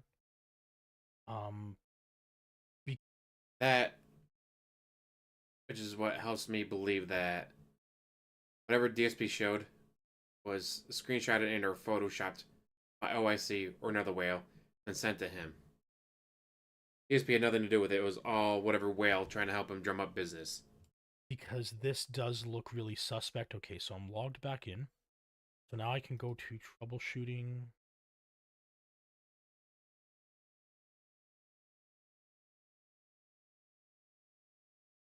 I'm just going to show the logs for today. And of course, the system log is now empty. Now, this will repopulate eventually. There'll be a new log that'll be created, but only from my restore point, so 731. Now, I don't want to show you that because it's got a lot of information in there, a lot of technical information. The other things are things like event logs. That is empty. And of course, firewall logs. And it's just going to state stuff because I have my VPN up and running and everything, right? So the attempts and everything. Now, this test that I have done is only using the modem. I've disconnected my router that I have. I usually run this modem in bridge mode. I've disabled it. I factory restored everything, okay? Now, or not factory restored, I just disabled it. I set it up for low security, like how Phil has his setup because he's an idiot. Which is awesome. Basically, what it comes down to for me is this pretty much shows Phil is lying about the events in October. Now, I had stated in the prior video that I was 50-50 if Phil was lying or telling the truth. I'm probably about 90-10 now that Phil is lying. Again, there's too many variables now within this story, but I think this really it takes the wind out of the sails in this Comcast Odyssey that's been affecting Phil. Again, this is the exact same modem that Phil has. The exact same series of modems. You can tell the GUI is exactly the same. And yeah, the log files. So again, if Dan Green was resetting it, the log files would be erased. If Phil was doing a power cycle or a reset, the logs would be erased. So But there'd be no chance of DSP going, oh, guys, the log show me that has been going on since March, since October, for years.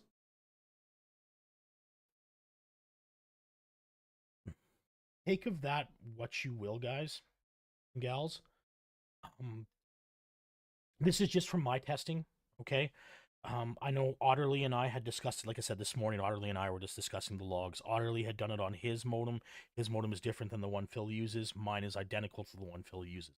So, again, I think this really does put a dent in Phil's story, especially from the beginning time when this started.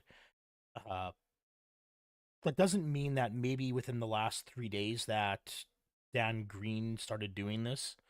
Again, that guy is really sus. I know the Kiwis are really working hard on him, and I thank the Kiwis for that, for the help. But this just now looks like... Hey, Dust Bunny. Hello, Drew. Not.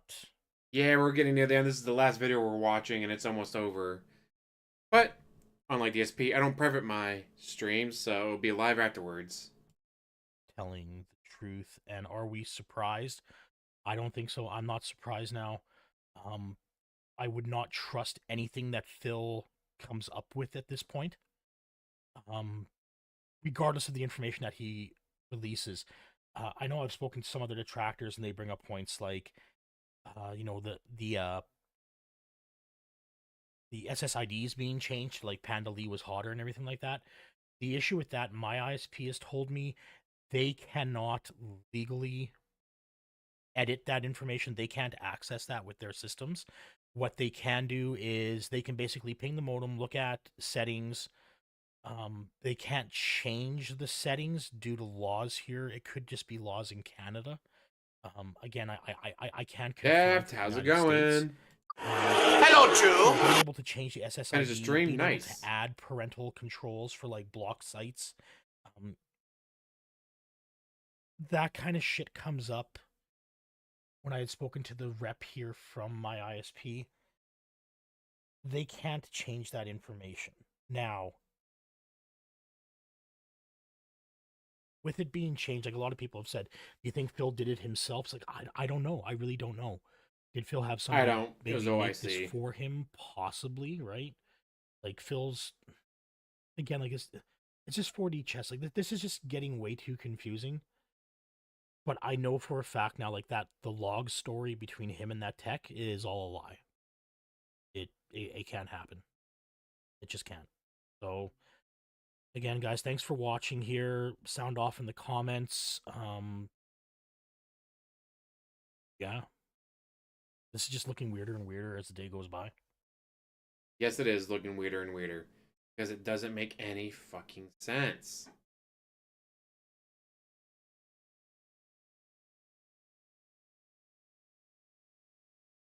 It just doesn't make any fucking sense.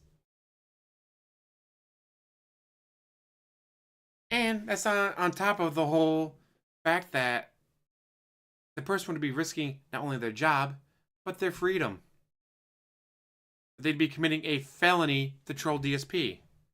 That doesn't make any fucking sense. Like, why would anyone be doing that? Well, there's one theory that Wings has brought up DSP on the Local podcast, and perhaps the Wings troll's like, let's go mess with Phil. Let's go mess with DSP instead. One of the things that makes a Local entertaining is when they're not getting money. But Wings is getting money from doing the Local podcast. If he's getting money from the Local podcast, he's able to pay his bills without begging. He's not that entertaining anymore. So the Wings trolls look for someone else. And who's right there? Dark Side Phil. So let's recap this situation. I did nothing wrong, okay? You can tell us that you did nothing wrong, DSP. But the Wings trolls come for you. They're gonna come for you. And you're not gonna have a good time. Just saying. Google the Dan Green.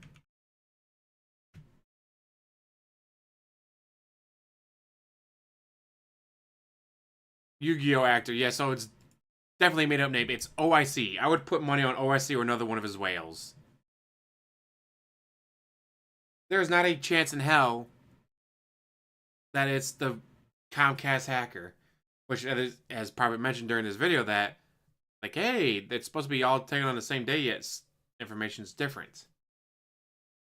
Almost like he photoshopped it, changed it himself. Those fuckers go hardcore, don't they?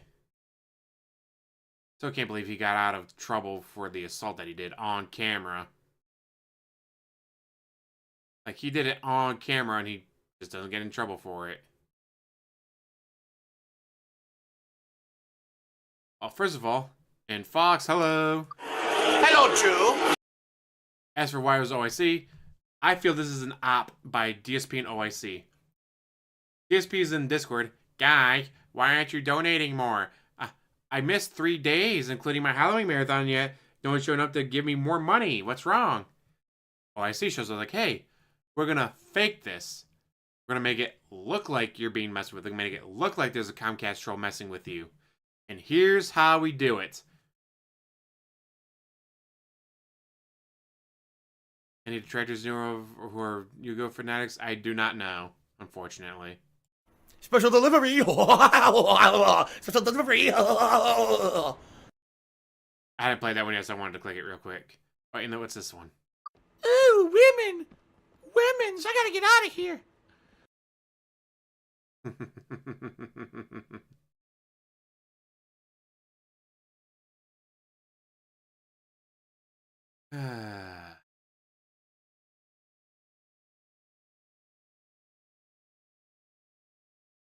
But yeah, it would not surprise me at all if it's OIC, one of his other whales trying to help him out in their own special way.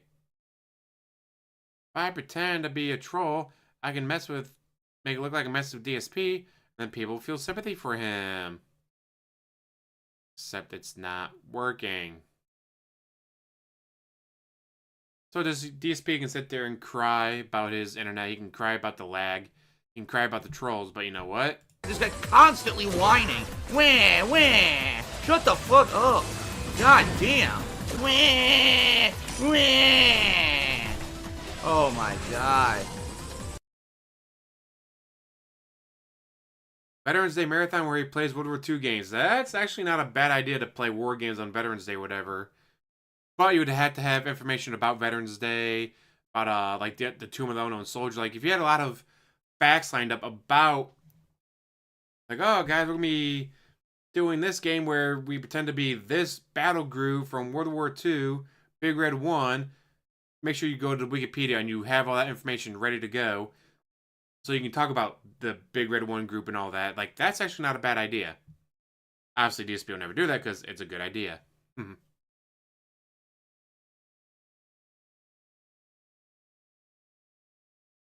It's already 10 o'clock my time, sheesh. Thankfully, I'm off tomorrow. It's my only day off this week, but I'm off tomorrow so I get to sleep in.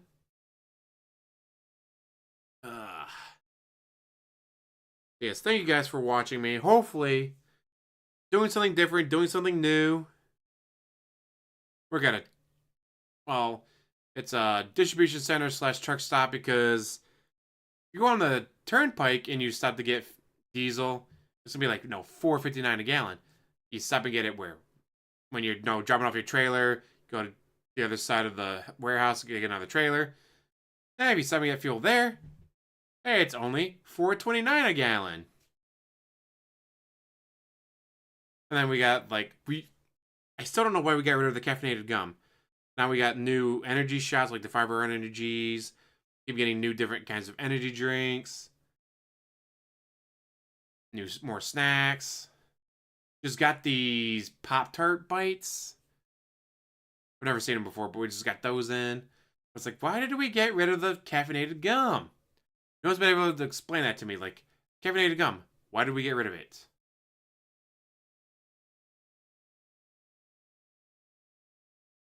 Yeah, but I work at the fuel center. I'm the fuel supervisor. I.e., I gotta do meetings and conference calls and read emails. So many fucking emails. And so many of the meetings and conference calls could have been emails themselves. Like, you could have put all these numbers down, sent it to me in an email. I read it in 5 minutes instead of sitting here for half an hour of, due to construction over the Ohio River, trucks are being rerouted 27 miles this way to get around the construction over the Ohio River. So truck delays are starting to become an issue. And then when the trucks from Delaware show up because they don't cross the Ohio River, they're showing up at the same time. We're getting a backlog of trucks. So you might be getting more people showing up to the fuel center so they can get more diesel, or if they're filling up the generators, get gas and stuff. So make sure you have plenty of energy drinks because you might be getting more because they're showing up at the same time, and instead of sitting there in line waiting for half an hour for that truck to be loaded up or unloaded, they'll come to you instead. Like, you could have put all this information, you could have put it in an email. There's construction going on this bridge over the Ohio River. Trucks are being rerouted. They'll be showing up at the same time as these trucks usually do. So they may be going to your fuel center to get fuel or energy drinks or snacks and beef jerky and all that more often because they don't want to sit there for half an hour and idle waiting for the truck that's in the dock area to get loaded up or unloaded. nope. Gotta sit there for half a fucking hour every week, listen to the same bullshit going over the conference calls.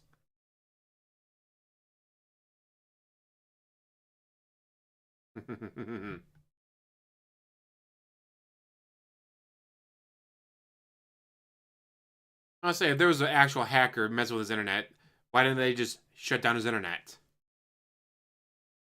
Why did they do all this shit? Like, they could have just shut down his internet and, guys, I don't get it. I called the people at Comcast and said there's no issue.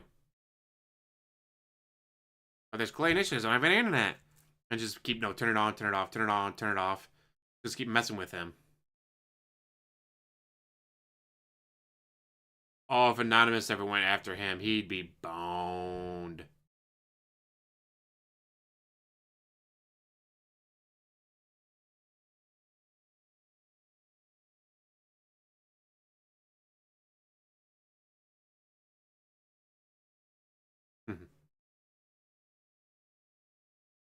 But DSP could have avoided all this. For the past 15 years, he could have avoided the majority of this if he had just... Fucking owned. Play those video games, bitch.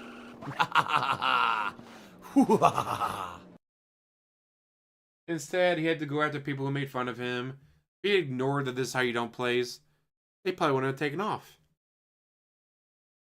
If every time someone sat down and put the time and energy into this is how you don't play, and DSP just ignored it, they probably would have gone away.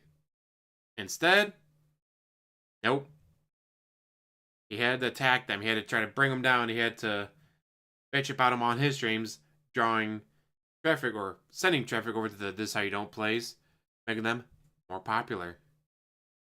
But he's an idiot. What do you expect? Just saying. If he was smart, he wouldn't be DSP. Just saying.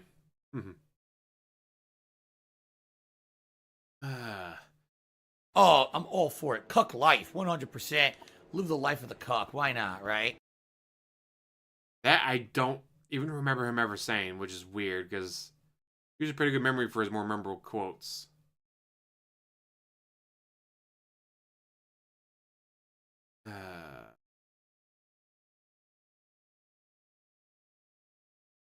It's past 10 o'clock. It's getting late for me. I should be going to bed.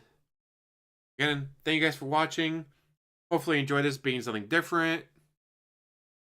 Doing something new. And I have links to everything down below, whether it's Turkey Tom, DSP with moments from Ludwig World Order, Prophet.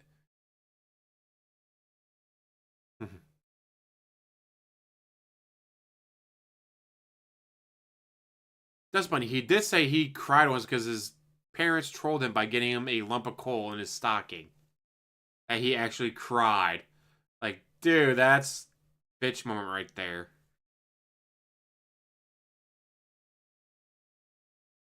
Hopefully you show up tomorrow, because tomorrow will be RoboCop. I'm not sure when, but it's going to be RoboCop. I'm not sure how long RoboCop is, but I got, what, 3 hours in last time?